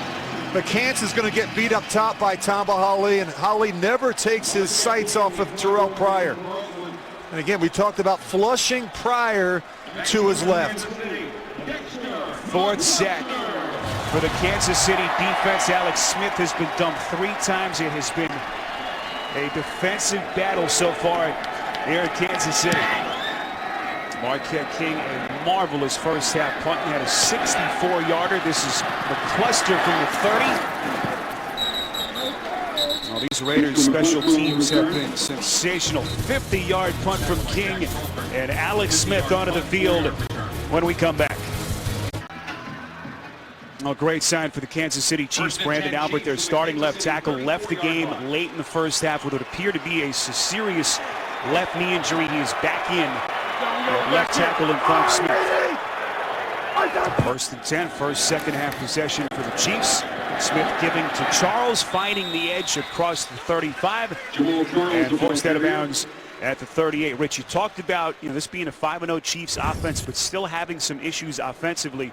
Took them a while to get going in the first half. Yeah, it's not the way you want to start, especially at home. An ugly first half offensively for the Chiefs. 5 straight possessions that ended in a punt. And they're just not doing enough damage on first down. As you see Andy Reid look at his script. There's been talk about an over-reliance on Jamal Charles, a thin receiving core. The Chiefs team, despite the issues at 5-0, that's Donnie Avery playing with that shoulder contusion. A little slant over the middle, a couple of yards short of the marker. Back to New York and an update with James Brown. Hey, Spiro, Rich Gannon loves to see this Ben Roethlisberger. Oh, yeah, Ben Roethlisberger wants to see it, too. This is a 55-yard touchdown pass to Emmanuel Sanders. He goes out and up the field for a touchdown, putting Pittsburgh up 16-6. They want more big plays. No question about it. Back to Spiro and Rich. Oh, some of the proud franchises in the NFL off to a nightmare start. You think of the Steelers, the Giants obviously 0-6.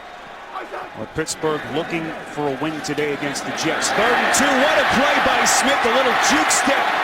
First down and a lot more. 14 yards into Oakland territory after a run of 14. Well, we saw them work on this in practice on Friday as they were going through their short yards and goal line. He's going to wheel back out. This is the option now, and he sees the end man on the line of scrimmage soften up, so Alex says the next best thing, he pulls this ball down and runs. And he is a very good runner. You can't forget about, what he has done on the ground.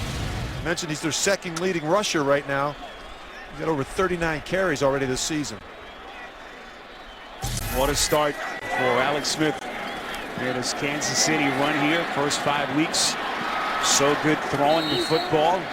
As Jamal Charles catches, minimal gain on first down.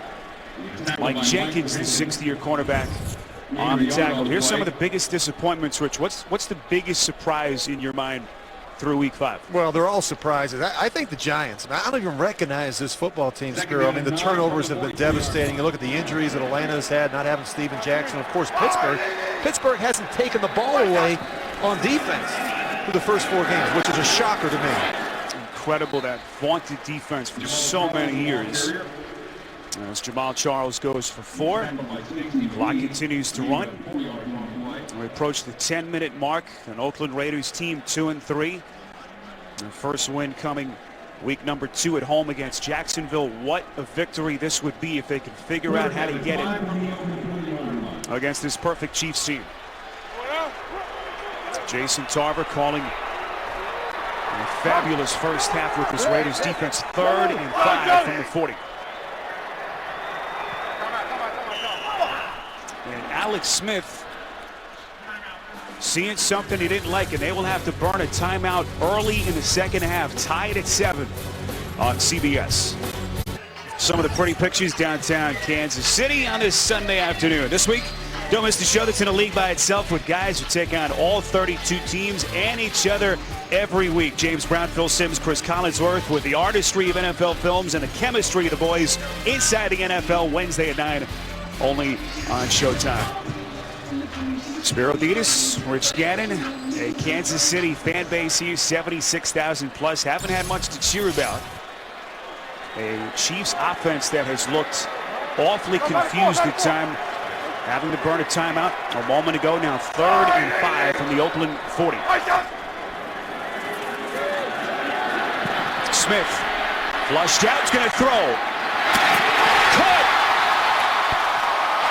Dwayne Bowe diving catch at the 22.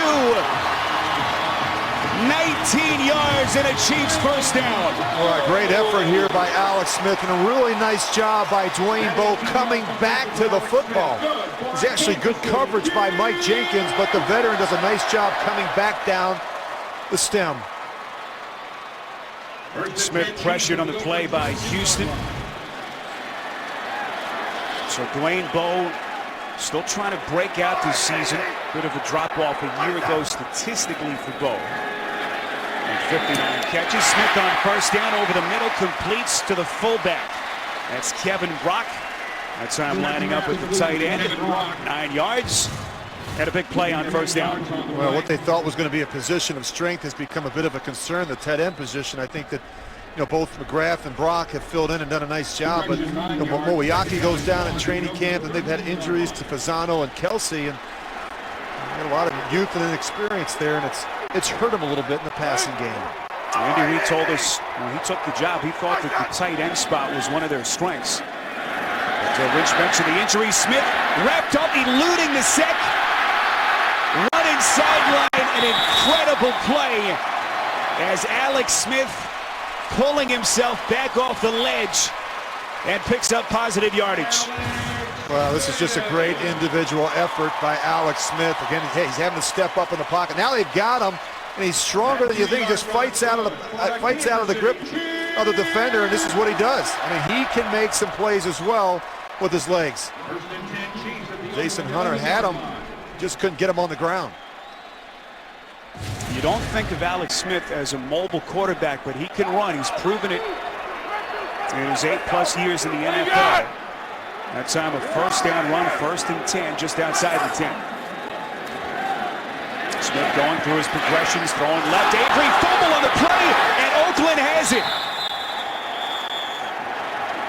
First turnover committed by Kansas City. Charles Woodson recovering the fumble, and the Raiders get it back. Well, this just took way too long to develop. I mean, Avery's just going to run a one-step route, and it just took a while for the ball to get to Avery. Now, once it gets to him, he's got to do a better job securing it and putting it away.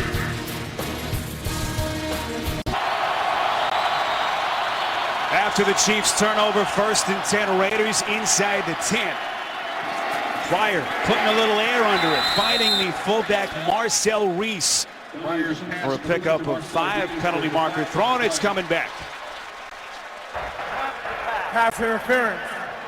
Offense number 45. Half the distance to the goal, still first down. It's on Reese. Kansas City with its first red zone turnover in 21 trips. Rich inside the 20. Avery the fumble, and what a play by the Raiders rookie cornerback DJ Hayden to jar it loose. Yeah, and who comes up with it? None other than Charles Woodson. It always seems to be around the action. An interception last week, a fumble return for a touchdown, and more plays. The takeaways are starting to come now for this Raiders defense. Raiders will go 3 tight ends. Greg Olsen, their offensive coordinator, trying to come up with something on 2nd and 14. McFadden up the gut across the 10. That'll give the Raiders some breathing room. Eric Berry, the safety, coming up to make the tackle after a run of 7. You think about the right side of that Oakland offensive line, Spiro. I mean, it's completely different than the one that started the day. I mean, you've got Lamar Mady in there at guard. You've got Matt McCants in there at the right tackle position. Brizell has had to step in from the guard to the center. I mean, even the left side, Khalif Barnes, wasn't a starter in week 1. So they've had a lot of change, and it's amazing that they're able to still keep things together for Terrell Pryor. And we get word that Tony Pashos, their starting tackle, out with a groin injury. His return doubtful at this point. As the Raiders keep it on the ground on a 2nd and 7, it has been an offensive front decimated by injuries. Stefan Wisniewski, their center, out for a 2nd straight game. There is Pashos, the groin pull. Return at this point is doubtful. And what else can go wrong for Terrell Pryor in a very tough environment? I give Greg Olsen, their offensive coordinator, a lot of credit. I mean, it seemed like every week it's something. Whether it's McFadden, he had a deal a couple weeks ago with Pryor who wasn't able to play. They had to go with Matt Flynn against the Redskins. He's done a really nice job as the play caller. Trying to go for the Guinness World Record today. Loudest crowd in an open-air stadium. 3rd and 7 for the Raiders. Another marker thrown. Delay. That's unbelievable. Rich, how tough is it to play in this kind Before the delay, stadium? now, Oakland. So they did get the timeout. What a play by Pryor. Heady play from the 24-year-old quarterback. Timeouts tied at 7 on CBS.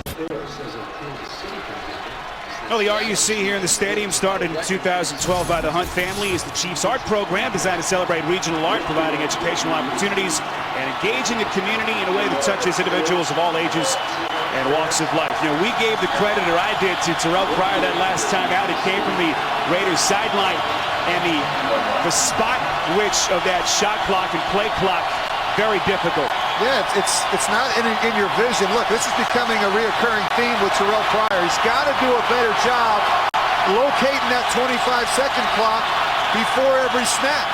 And we saw it with him a couple times already this season where he's oblivious to it. And that clock, it runs down, and the timeout actually comes from the sidelines. Got to do a better job finding that. Every time that I came into a new stadium, I always would take a look and find out where those 25-second clock were placed in each end zone. And this one is up a little bit higher. You like it in your vision. You like it down, on the near the goalpost, a little lower. But regardless, you have to check that every time you come out of the huddle. Pryor has talked about one of the issues he's had is dealing from play to play, mentally collecting his thoughts from one play to the next. 3rd and 7 from the 10.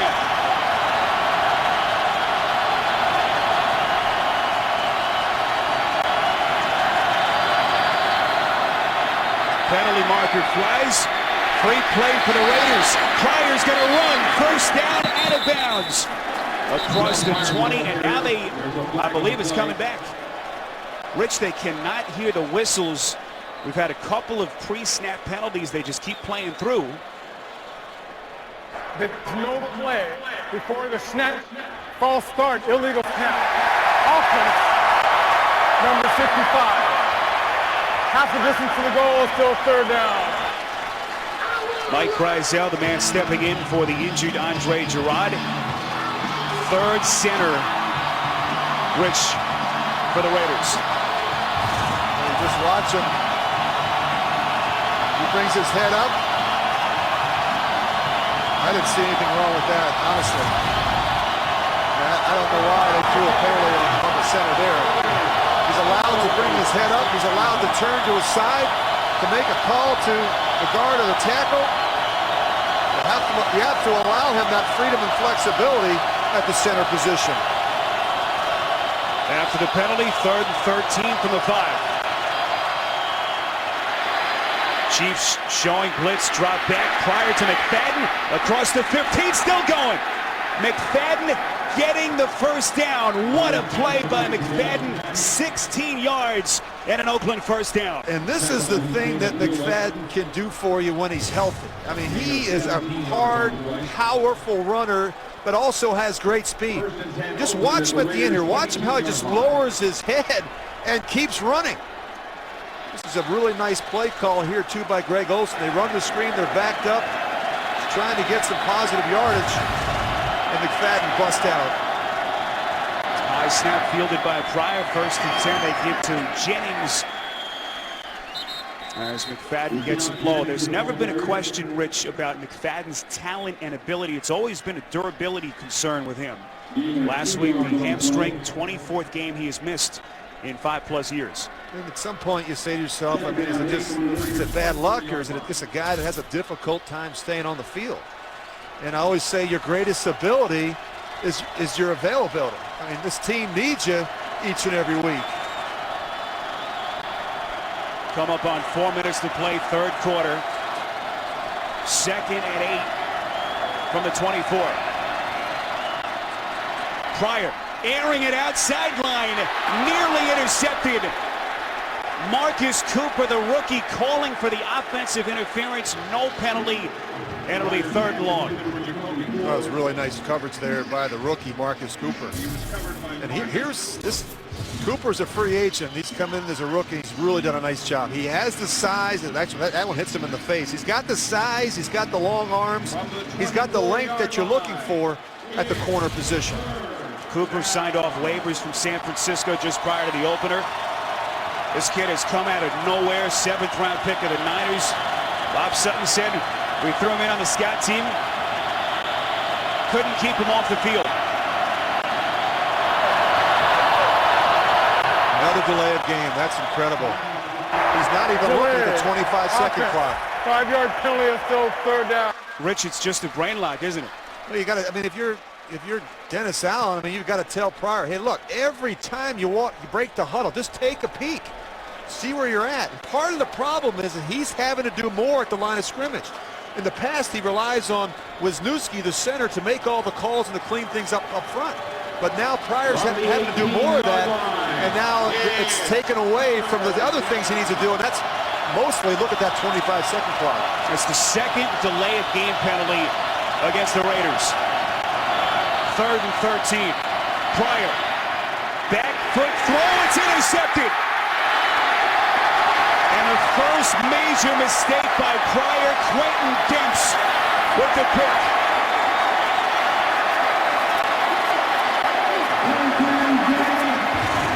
Well, interceptions are going to happen. You just can't have the ugly ones. And this right here is an ugly interception. You're just wishing. He's fading. He's falling off from behind. And he just heaves one up and hopes that somebody can make a play. And Quentin Demps is right there for the easy interception. No turnovers in the first half by either team. Both have given it away once here in the 3rd quarter. Donnie Avery fumbling for the Chiefs, and Pryor, not his finest moment. First interception you see in 91 pass attempts. Short field from Smith. From the gun on 1st and 10. Dexter McCluster on his first carry. Lunges inside the 20. When you give Alex Smith a short field like this a couple of times, eventually, Rich, he's going to make you pay for it. And really, this has been the winning formula for the Chiefs. I mean, the defense goes out, they get the sacks, they get the takeaways, the offense takes advantage of positive field position, and you know this is how they get to 5-0. I mean, it's not like they've been dominant offensively, but It's been the perfect formula for success. Takeaways by the defense that have created opportunities for their offense. Donald Stevenson in again for Brandon Albert to tackle. 2nd and 6 and a screen pass. McCluster, so dangerous in the open field, forced out of bounds. It'll be 1st and goal, Chiefs, with 3:16 left in the third. 10 yards through the air. Well, this is good to see. Getting Dexter McCluster on the field. I mean, he brings a totally different element to this offense.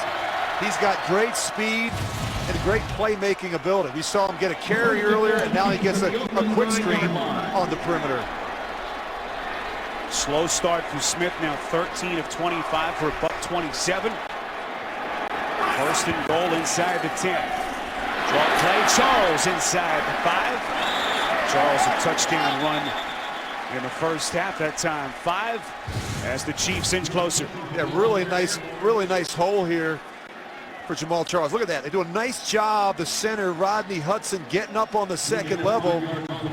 Jamal Charles is able to do the rest. Charles, 4th leading rusher in the NFL a season ago, better than 1,500 yards. Entered the day 6th in the league. You see his numbers, 2nd and goal, but he's spotted inside the 5.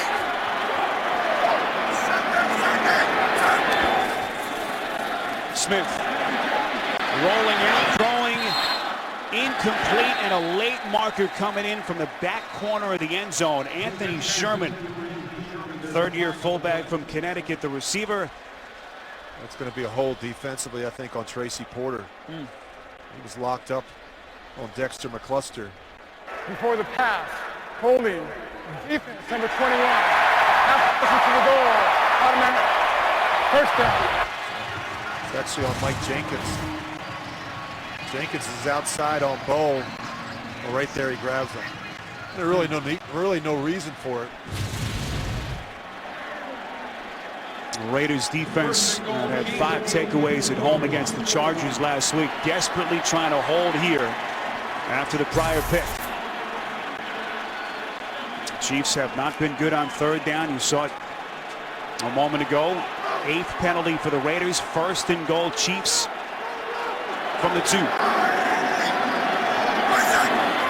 McGrath in motion. Charles lunges, end zone, touchdown. And Kansas City with its first lead.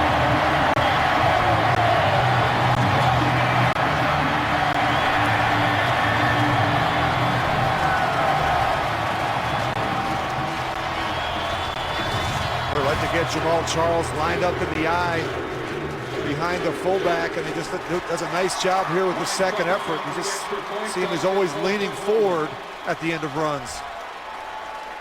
2nd rushing touchdown for Jamal Charles, the 6th-year man out of Texas.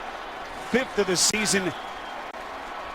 And that Terrell Pryor interception coming back to haunt the Raiders. Ryan Succop's point after good, 14-7 Kansas City. Pryor, huge mistake, the pick from Demps, setting the table for Charles and the Chiefs. 14-7 on CBS. Only the 3rd interception for Terrell Pryor over the first 5+ weeks of the season. He's been so good, Rich, but a reminder that time he's still young and a ways to go. Yeah, the pressure's starting to get to him. Now it's important, I think, to settle him down. They got to reel him back in some and give him some high completion percentage throws, kind of get him back in a rhythm offensively. Ryan Succop booting it away. And Jacoby Ford playable a couple of yards deep from his own end zone, across the 10 to the 15, and finally brought down after a return of 18 yards. NFL fans, share your story about why you love NFL football. Go to NFL.com/together. We make football for official rules and a chance to win a trip to Super Bowl 48 at MetLife Stadium. Well, Terrell Pryor has to quickly turn the page, Spiro. Just 1 of 5 in the 2nd half here with an interception and a couple foolish mistakes. It's one of his last 7 if you go back to the first half. 1st and 10. How does he respond here? Behind a patchwork offensive front. Rich, if you're Greg Olsen, a couple of mental blocks, a couple of delay of games, what do you say to Pryor if you're Olsen? Well, I think you got to talk to him on the sidelines and just settle him down. Look, it's a 14-7 game. You've made a mistake. Look, we can get right back in this. There are going to be opportunities. The Chiefs are playing an aggressive style of defense. They're playing a lot of man-to-man coverage. They're opening up the middle of the field. You're going to have some opportunities. You just have to be patient. There's Olsen, last season as the quarterback's coach in Jacksonville. 2nd and 11. Pryor, marker behind the line of scrimmage, and again, players don't hear the whistle. There's a flag on the play. False start. Raiders are shooting themselves in the foot. 5-yard penalty, still 2nd down. Penalty against Khalif Barnes. 3rd false start penalty against Oakland. Yeah, the penalties are starting to pile up now for the Raiders. And it's these pre-snap penalties that you just can't tolerate. And again, it's the crowd noise, it's the new center, it's communication. We talked about this at the beginning of the game, that this is what you've got to handle when you come to Kansas City. So if you're a football fan and you haven't been to Arrowhead Stadium, this is something that should go on your bucket list. Incredible atmosphere here in Kansas City. Pryor from the end zone going to McFadden off the sideline, scurrying quickly towards that first down marker. Well short, run out of bounds by the rookie Cooper, but not before McFadden burns him for a dozen. Well, they're doing a nice job with the screen game to McFadden, and this is something that he does well. We talked about Jamal Charles being a good screen runner, and McFadden could be one as well. Very patient, very good in the open field. There's Greg Olsen. What play does he dial up here on 3rd and 3 from the 23-yard line? Look at this look here. Everyone up around the line of scrimmage. Chiefs coming. Pryor unable to sneak away, tripped up, ball comes loose. Raiders will retain possession, and then a late marker comes in. They might call intentional grounding there by Pryor. Question of whether he was in that tackle box. 45 was in the area. Oh, pick the flag up. So no penalty on the play. 10 seconds remaining. Rich, as we take another look. Look at all the defenders up around the line of scrimmage. And now you just, if you're Pryor, I mean, you're one short. This ball has to come out quick. He's trying to throw this thing back inside to Marcel Reese. Acting for Kansas City. Rich, I don't care if you've played 5 years, 10 years. I mean, this is a tough environment for any quarterback. And again, Pryor's made a couple of mistakes. Hasn't gotten much help. He needs some help. He does. And, they've got to play better up front. And somebody has to make a play. I mean, they've got to get the running game going. And somebody on the edge. One of these receivers, Denarius Moore, caught that slant route in the first half and went the distance. Somebody has to make a play. The Chiefs are doing a much better job here in the second half containing Terrell Pryor. They're not allowing him those creases that we saw him run through in the first half. Chiefs defense behind coordinator Bob Sutton leads the league in scoring. Fewest points allowed, sacks, dialing up the pressure. As Oakland will send out the punt team with Marquette King. 6th punt for King today.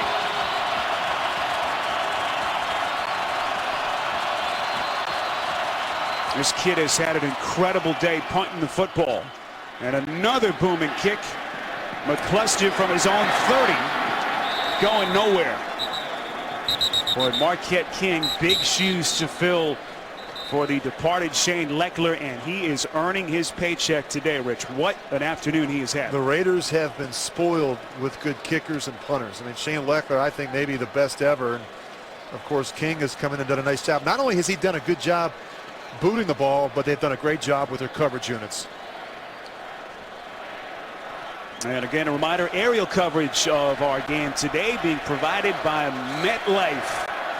Temperatures in the mid-60s at kickoff, not a cloud in the sky. As this iconic NFL rivalry writing its latest chapter, Chiefs, Raiders, and a 14-7 lead for Kansas City.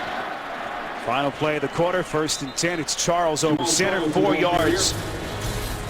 As we reach the end of the third quarter, 14-7 Chiefs will return to Kansas City after this message and a word from your local station. You're watching the NFL on CBS. Score by quarters, 14-7 Kansas City as we start the fourth. Alongside Rich Gannon, this is Spiro Dedes in for Marv Albert. Our entire CBS crew in a sold-out Arrowhead Stadium, first of 2 regular season meetings. Kansas City trying to stay perfect, neck and neck with the Broncos atop the AFC West. 2nd and 6 play to start the quarter. Charles from Smith. And some pushing after the snap. Tackle made by Nick Roach. Jeff Allen, starting guard for the Chiefs. Well, we've seen hot after that play. Excuse me, Spiro.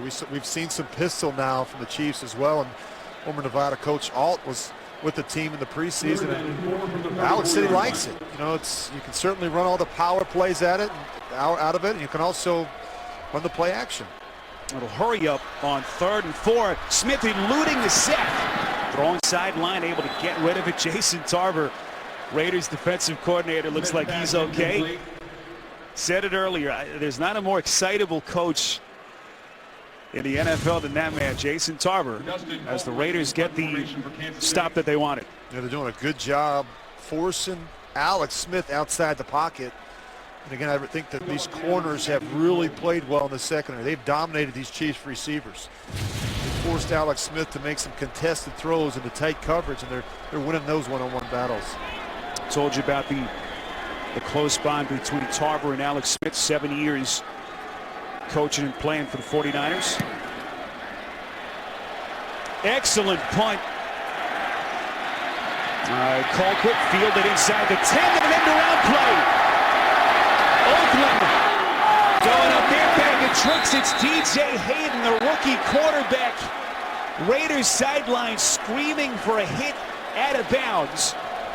And how about that turning point play? 59-yard punt by Colquitt, who looks like he's shaken up, and a 43-yard return. What a run by Hayden. Raiders down 7. Officials determining that DJ Hayden stepped out of bounds at the 34-yard line on that last punt return. So 1st and 10 Raiders inside the 35. Pryor airing it out down the sideline for Streeter. It's incomplete. And again, the rookie Marcus Cooper, this rookie from Rutgers who's come out of nowhere making the defensive play. Rich, another look at the trickery on that Oakland punt. Well, this one's underthrown, and you look at Pryor, just puts a little too much air on this, and the receiver has to come back for it. A good alert play by Rod Streeter, knocking this away from the corner, Marcus Cooper. But a better throw there might have gotten it done for Terrell Pryor. Jacoby Ford, the man in motion. Excellent fake by Pryor. Raiders getting to him, however, he had a lot of real estate. Initially, they closed in a hurry. Middle linebacker Rakeem Jordan, 7th-year man from James Madison, able to make the tackle. Well, just look at his quickness. You know, even look at Houston. He has been there a couple times, and he just can't make the tackle. He is a tough tackle in the open field. Pryor as unique and as gifted an athlete at the quarterback position as we have seen. You love see where they spot him. Just outside the 41, needing to get to the 44. Huge 3rd down play, and Pryor going backwards. Tamba Hali, the monster, coming from the outside with his 2nd sack. Well, this is simply a misread by the quarterback. He's got to read Pryor off the edge, or he's got to read Tamba Hali off the edge. Now, when Tamba Hali comes upfield, he's got to hand that ball to the back, McFadden. And that's just a poor read by Pryor. He's got to key Tamba Hali, the end man, on the line of scrimmage. Hali shooting up towards the top of the AFC sack leader category. 2nd today and the 5th for the Chiefs defense. Justin Houston, 2nd in the NFL, entering today, 8.5 sacks. Another booming kick by King McCluster, desperately trying to find some airspace, and brought down after a 47-yard punt and a 4-yard return. 14-7 in Kansas City. Rich, if there was ever a time today for a long extended drive from the Chiefs, it's right here. Yeah, I think part of your responsibility as a quarterback is to make sure that everybody in the huddle clearly understands the situation in the game. 1st and 10, Smith faking the handoff way too high for the tight end, Sean McGrath. And the message, Spiro, that I'm going to be delivering to the other 10 players in the huddle is that if you allow a team like the Oakland Raiders to hang around in the 4th quarter, something bad will happen. And, you know, you just mentioned, you know, it's be a great time for a 10 or 12 play drive. You know, eat up some of this clock. Find a way to even get a field goal in this situation. Turn it into a 2-score game. But don't allow that guy right there, Terrell Pryor, another opportunity, because he has done it a number of times in his career. I saw him do it a bunch at Ohio State. 2nd and 10, here's Charles. Raiders holding, so a 3rd and long coming up. Oakland's defense just trying to get it back to Pryor and give the young quarterback a chance. Well, but just Kansas City, you know, you finally think, Rich, that they've turned the corner, and they struggle again. As you see, they're looking at that right hand of Pryor. Well, he has been hit a bunch today, and of course he has run the ball so much. And it was a big 3rd down for the Chiefs. They have not been very good in 3rd down situations, just 2 of 10. This is 3rd and 7. They mark it outside the 20. Smith 13 of 27 for 127 today. Raiders coming with the blitz from the edge. They pick it up. Charles catches, but is going nowhere. Future Hall of Famer Charles Woodson right on the back of Charles. And the Raiders are going to get it back. Well, they do a really nice job. They're going to bring Ross off the edge. And it's just really a 3-man rush, but no one picks up the safety, and it forces Alex Smith to slide to his left and quickly get rid of that ball. Of course, Charles Woodson right there for the easy tackle. They've done a nice job in the secondary, not only communicating, but changing up and disguising their looks and coverages. Rich, you talk to people, you know, people acknowledge that Woodson has lost maybe a half step, but his football instincts as good as they've ever been, even at 36. These punters have had a marvelous day. Dustin Colquitt's going to get a nice favorable bounce inside the 20 and out of bounds at the Oakland 18-yard line. 60-yard punt timeout. 14-7 back with you in Kansas City. 10:46 remaining. Terrell Pryor, 3rd-year quarterback out of Ohio State, desperately looking for points.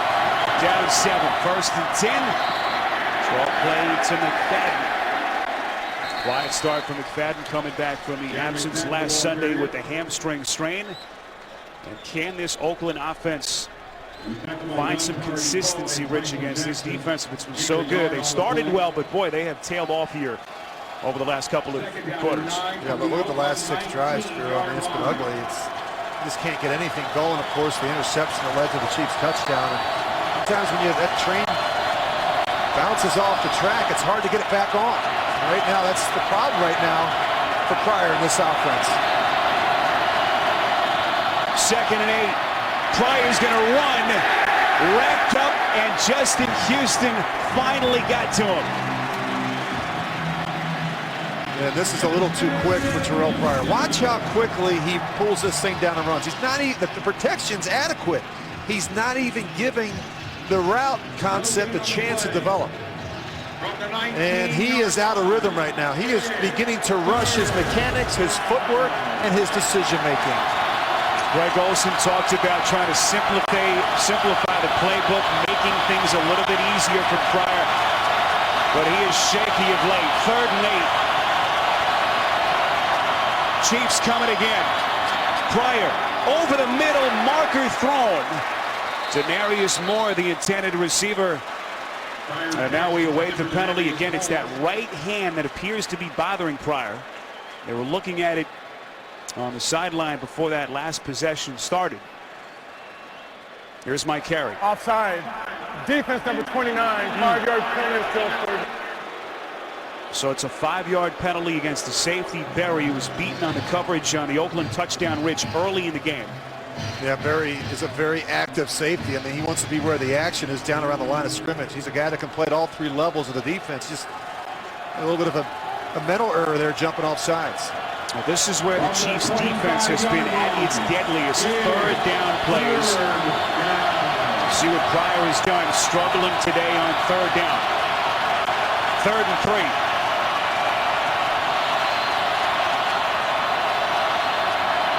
Pryor caught. Streeter for the first down.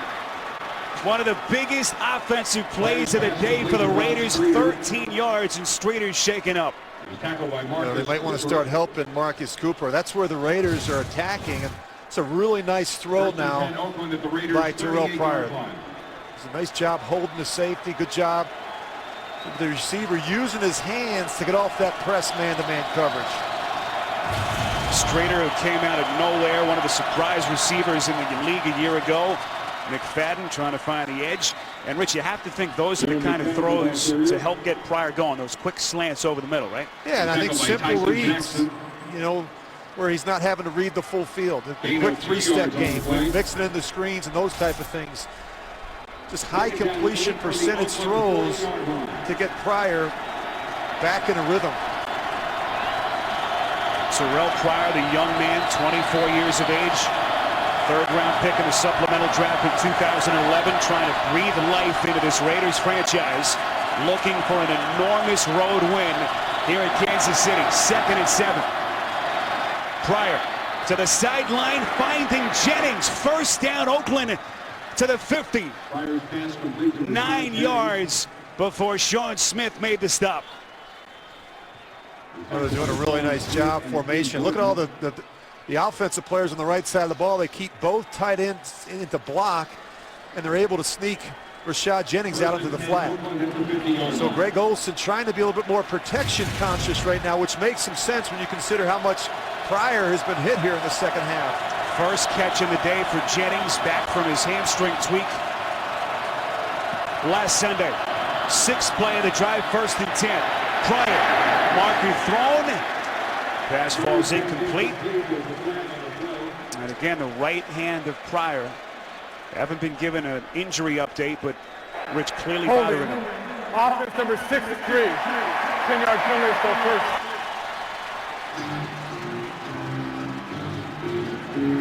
So the penalty against Oakland, they just cannot get out of their own way. It's Lamar Mady pressed into action with the injuries. Coming up, Subway postgame show from New York. JB, Dan Marino, and special guest Bart Scott standing by in the studio. Busy Week 6 scores and highlights. It's all coming up on the Subway postgame show. 1st and 20 from the Oakland. We're in Oakland. This historic pro football rivalry dating back to the 1960s. Well, the Raiders keep shooting themselves in the foot, though, Spiro, with the penalties. You know, it's the penalties, it's the missed assignments that have really kind of hurt them here in the second half.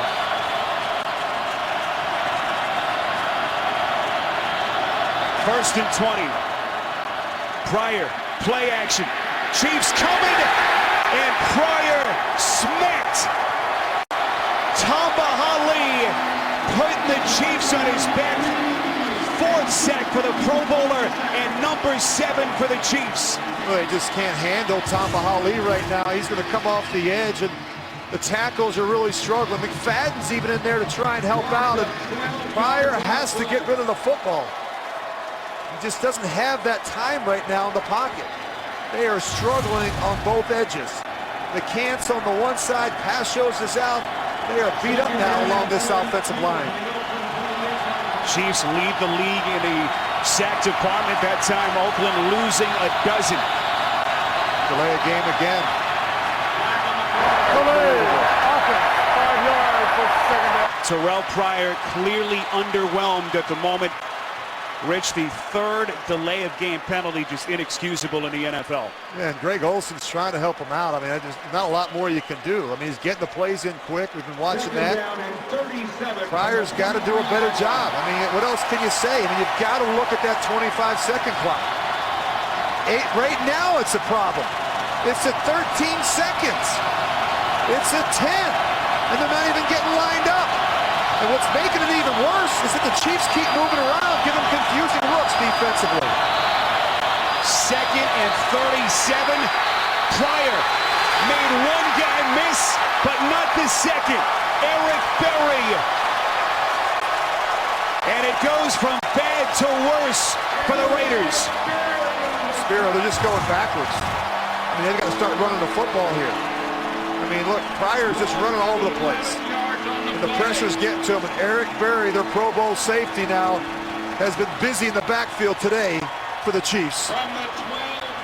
Just relentless pursuit by that Chiefs defense. Tamba Hali nearly had his 5th sack. 3rd and 48. Pryor under pressure again. And not a drive that Pryor is going to be putting on his resume reel. Oakland will just punt it away. Spiro, I spent 17 years as a quarterback in the National Football League, and I don't ever recall a situation where I had a 3rd and 48. I mean, that is amazing, a 3rd and 48. If you're Greg Olsen, I can promise you, the offensive coordinator for the Raiders, you don't have a single play on your play sheet for a 3rd and 48. Well, Marquette King has been incredible today. He's going to need another big one here, 5 yards deep in his own end zone. Shortest kick by far on the day from King. It will take a Raiders bounce, but a short field nonetheless for Alex Smith and the Chiefs. 46-yard punt. Oakland desperately trying to stay within striking distance, down 7. The NFL on CBS is sponsored by Subway. Try the Tuscan Chicken Melt $6 footlong special today. And by Toyota Care. Scheduled maintenance, no cost.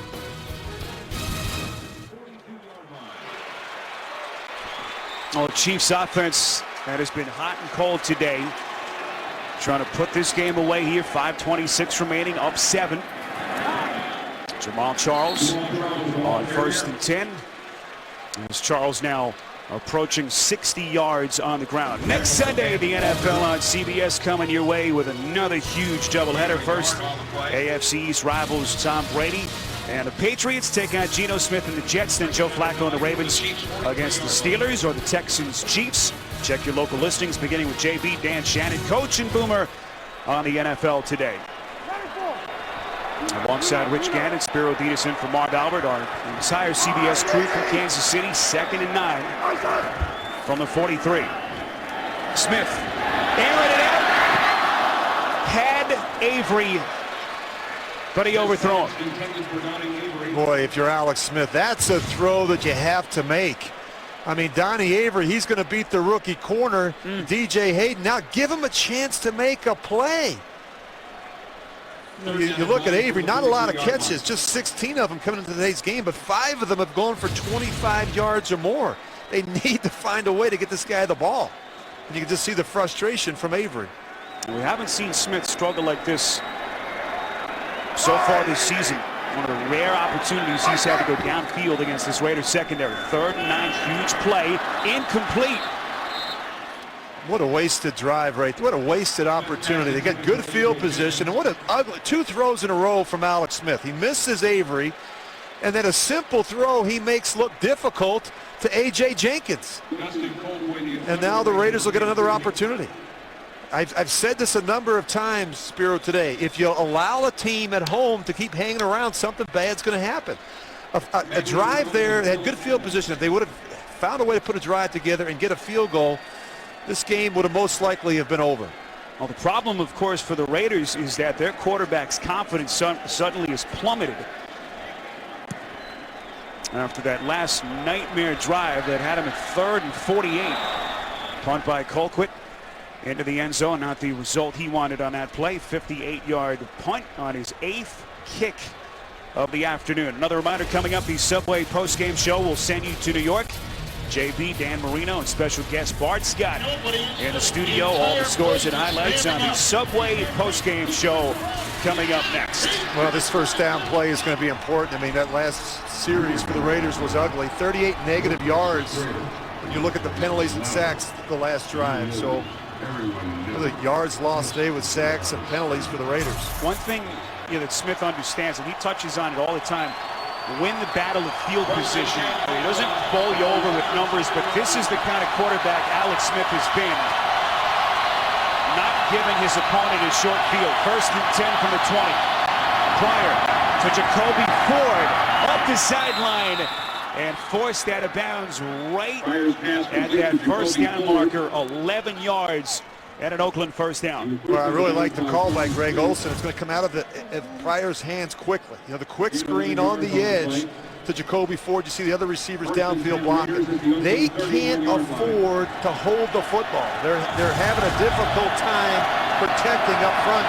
Look at the number of sacks today already for Kansas City. Even getting after Pryor.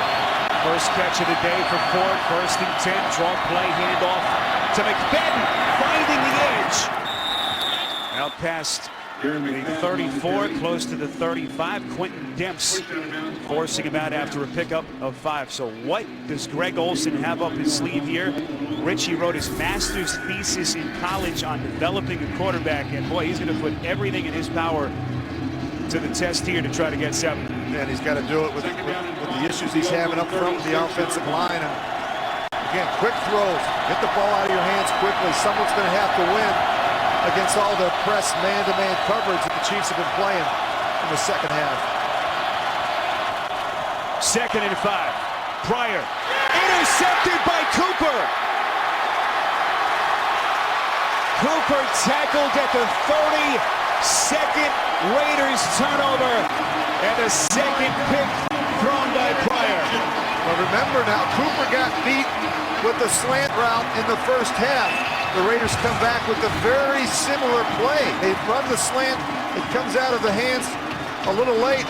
Again, the very similar play, and now this time the rookie recognizes the route and jumps it.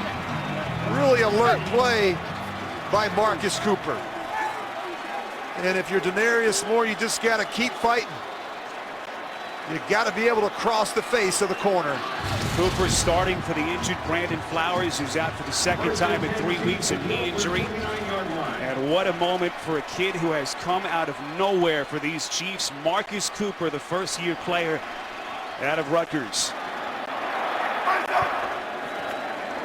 So 14-7, 1st and 10. Charles on the take. And if you're Alex Smith, and if this team is going to be good enough as they hope they are, Rich, you have to think that you need to put the game away right here. Yeah, you know, obviously he's not played well. 14 of 30 for 128 yards. I mean, I think you just keep running the football if you're Andy Reid. I mean, you're already in field goal range, and you just, quarterback's not playing well. Why risk it? Why take a chance? Just keep feeding Jamaal Charles. Andy Reid looking at his playbook. 2nd and 6 from the 25. Dwayne Bowe, the man in motion. Smith to Charles. Charles to the edge. 1st down and more. Taken on Woodson at the 15-yard line. Hard collision. 12 yards and a Kansas City 1st down.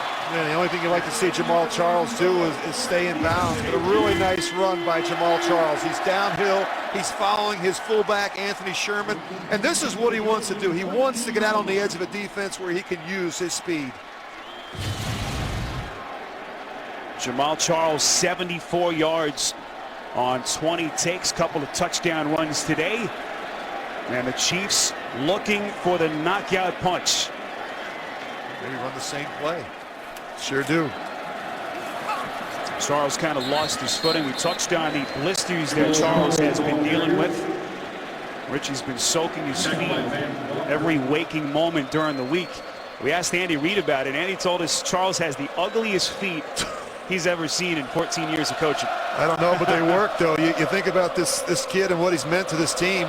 You had a career best 1,509 rushing yards last year, and you got to look at Terrell Pryor, who's bummed out. You know, just the 2 turnovers today here in the second half for Pryor. You can't do that against a team that has been so good at taking the ball away defensively. 3rd and 4th interceptions of the season for Pryor. And now 2nd and 10 for Smith and the Chiefs. Charles again, the workhorse, into the 10. Lost the football, but out of bounds. A lucky bounce for the Chiefs. Charles Woodson coming up from the safety position with a hard hit. And the one thing Jamaal Charles can't do is put the ball on the ground. You see it's a little loose right there. Charles Woodson is as good as there is in football at punching the ball out. He's a guy that's always worked on ball extraction. He knows what the situation is in the game. Jamal Charles has to do a better job getting violent on the boundary. And Jason Tarver, the Oakland defensive coordinator, told us last night, Charles, as good as he is, he'll swing that football at times, and they're going to take their chances. 3rd and 6. Oakland's defense must hold here. Lions whistles blow the play dead. Delay. Offense. 5-yard penalty, still 3rd. What is going on with these quarterbacks?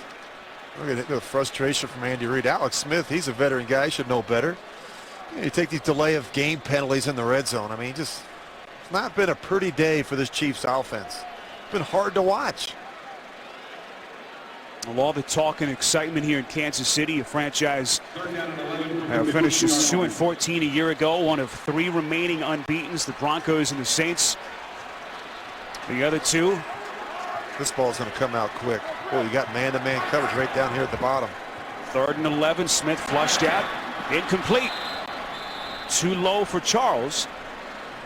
And Ryan Succop will come on and try to make this a 10-point game.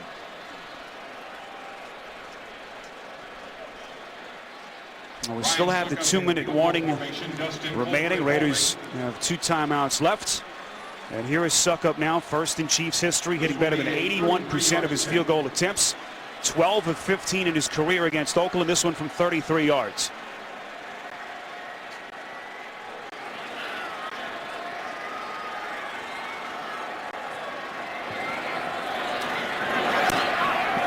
Succop on target and perfect.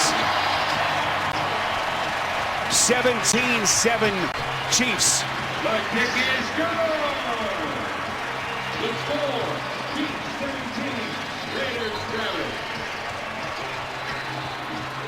Well, it wasn't pretty in the second half, really, for either team. Get the big fumble recovery here by Charles Woodson. Ugly interception and a great play by Quentin Demps on the back end. 10 points off of turnovers for the Chiefs in the second half. And again, the pressure from the Chiefs, particularly Tamba Hali, who has 3 sacks in this game. And of course, Marcus Cooper coming up with a clutch interception to seal it at the end. Well, Pryor clearly disappointed with how the second half has gone, Rich. But if you're Greg Olsen and Dennis Allen, you've got to prop them up here. You still got a chance. Couple of timeouts. They could somehow get a quick scoring strike here with 2:09 remaining and still the 2-minute warning. Well, you need a big play in the kicking game. I mean, Jacoby Ford's got to take this ball either to the house or he's got to get it out to midfield. You've got to score quickly. You've got to kick an onside kick and hope that, you know, you've got enough time on the clock. But you need a big play right here in the kicking game. Jacoby Ford, 8 yards deep, fumbles it. No choice there but to take a knee, so the Raiders will start at the 20. Here comes Pryor again, last weekend coming back from that concussion. Looked awfully good against San Diego, but a far different story today against this vaunted Kansas City defense. Well, the Chiefs have done a really nice job in the second half containing Terrell Pryor. The first half, he was able to scoot out and find some creases, find some holes in that Kansas City defense. In the second half, they were much more disciplined with their rush lanes and their angles. Did a good job setting the edge and really forcing him to sit in there in the pocket. Pryor from the gun in a deafening Arrowhead Stadium. Over the middle, caught somehow between the 2 defenders to the tight end, Rivera. 6 yards will set up a 2nd and short, and that brings us to the 2-minute warning. Raiders down 10 and running out of time. You see Oakland's timeout situation, 2 left, 2nd and 4. They're down 10 with 2 minutes left.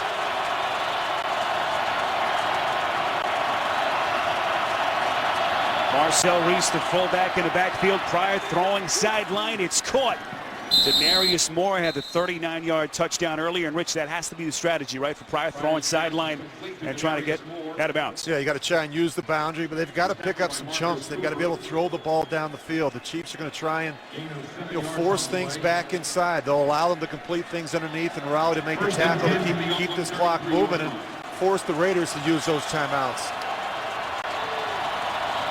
Well, Terrell Pryor, who just a week ago was coming back from the concussion, eluding Tamba Hali, spinning away, airing it outside line, and it is incomplete. Streeter was sliding for it. Would have been a tough catch, incomplete, and it will be 2nd and 10. Well, I'll tell you, Pryor has been running all over the place. Tamba Hali almost has another sack right here, and Pryor gets away from it. He stumbles a little bit.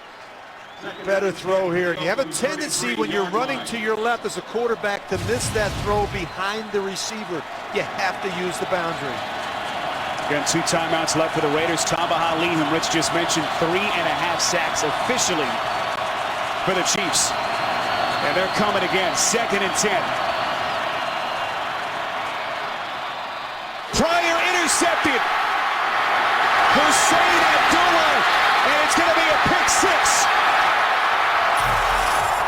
The Chiefs are going to win it.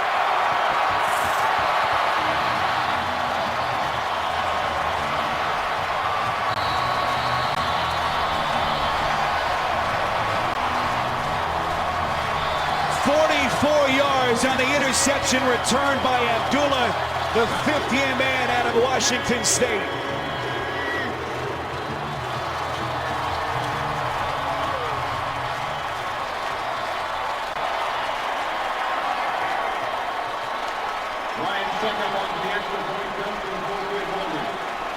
And what a nightmare second half it's been for Terrell Pryor.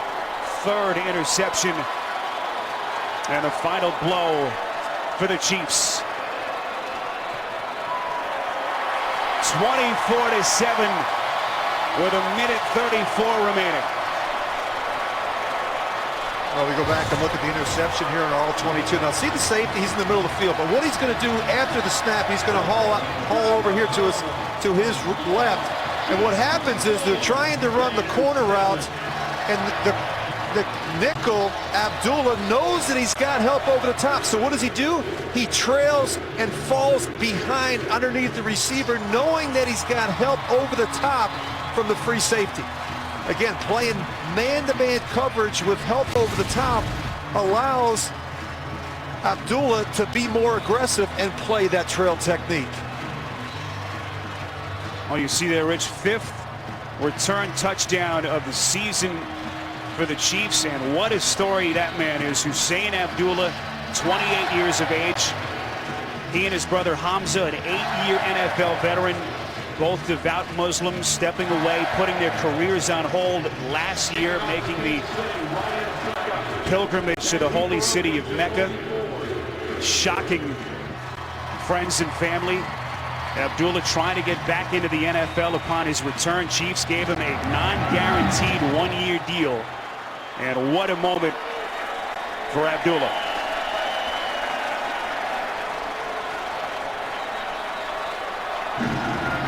So 24-7, 24 unanswered points for the Chiefs. And Rich, you look ahead to the schedule. Houston struggling, a couple of winnable games coming up. And they are on a collision course with Peyton Manning and the Denver Broncos in mid-November. Yeah, you know, week 11, we could have the battle of the unbeatens in the AFC West. And it's amazing, you know, how the expectations have changed for Kansas City. This is a 2-14 team a year ago. Andy Reid came in and he changed the culture and the environment. And now this team really believes that they can win the AFC West. Chiefs' first team to ever start a season 5-0 a year after winning just 2 or fewer games. And that one nearly picked again. They're just teeing off now against Terrell Pryor. Rich, you're right. You know, if you're a Chiefs fan, you have to pause and appreciate just how far this franchise has come in 10 months as we take a look at the replay. Yeah, these corners now are just sitting on these routes. You see Dante Robinson, he's trying to get his now. And these receivers for Oakland, you've got to come back to the football once it leaves the hands of Terrell Pryor. These cornerbacks are just sitting on these routes. Growing pains, as you'd expect for Terrell Pryor in an environment like this. 2nd and 10, Pryor completes. It's Bryce Butler, the rookie out of San Diego State. Rich, you're a young quarterback, and you'll learn from this if you're Pryor, but boy, was it ugly at times in the second half. Yeah, it really was. You know, you talk about the biggest reason for the turnaround in Kansas City. Without question, it's the turnover ratio. Last year, they lost games because they gave it away in record numbers, and they couldn't take it away on defense. This year, it's been a completely different story. The defense has been outstanding at creating turnovers and field position and sacks. And, of course, Alex Smith and the offense have been able to take advantage. There's Dennis Allen, youngest coach in the NFL. He feels a lot better about this team than he did about last year's squad. Such a trying year personally. Last year, the first year for Allen as a head coach at any level. Lost his father Grady last December. Grady Allen, of course, former NFL linebacker with the Atlanta Falcons. And now 3rd and 5 for Pryor from the 25. Pryor nowhere to throw, is going to run it right around the 30. That's enough for an Oakland first down. A reminder, time permitting, we'll get you out to Buffalo for Cincinnati and the Bills. They have gone to overtime. Try to get you some bonus coverage, time permitting. 1:16 remaining as Andy Reid and the Chiefs just seconds away from a 6-0 start. Rich, they were the sexy pick before the season to be the most improved team in the NFL. 6 returning Pro Bowlers. I'm not sure anyone expected 6-0. No, but you know, you look at Andy Reid there, and did a terrific job. Prior to Reese on 1st and 10, close to the 40. I really felt, Spiro, that they could rebuild quickly due to the strong existing talent base here in Kansas City. They had a roster with 6 Pro Bowlers, and what they really needed was some guidance and direction, and that's just what Andy Reid has brought to the table. It really started at the top. Clark Hunt taking over this franchise after the passing of his father, one of the all-time iconic figures in NFL history. Lamar Hunt passed away in 2006. And Clark Hunt readily admitted that he had to kind of change up his leadership approach. Didn't wait much time till after last season ended, hiring Andy Reid less than a week after their regular season finale, and kind of changed the reporting and upper management structure here as Reid brought in eventually the GM, his longtime associate in Green Bay, John Dorsey, and everything has just kind of clicked. Yeah, he's put together a really terrific staff, and I mean, they really started over. Currently, they have 30 new players on their 53-man roster, and that includes 12 rookies and first-year players, one of the youngest teams in the league. Once again, the Chiefs fans today trying to break a Guinness Book of World Records mark, and they have just been given word that they have set the record. Loudest crowd ever in an open-air stadium. We'll get the official word as Pryor evading another sack down the field and through the hands of Moore.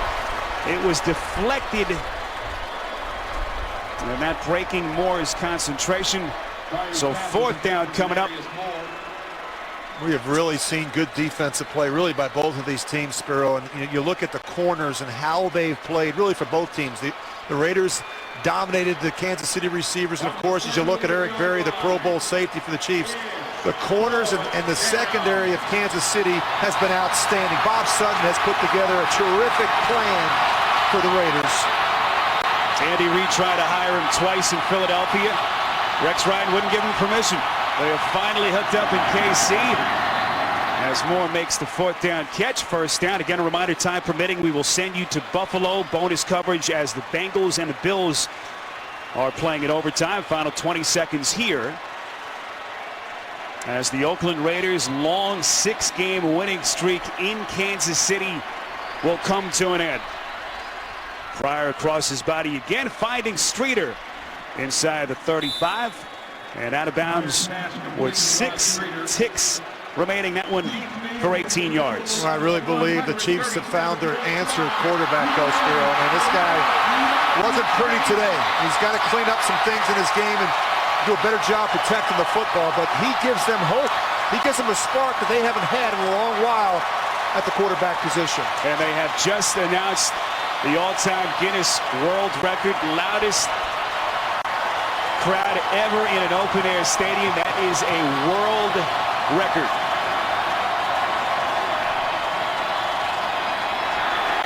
Player set. Number 10 for the Chiefs defense. Mike Catapano, the rookie from Princeton, the Ivy Leaguer, getting in on the party.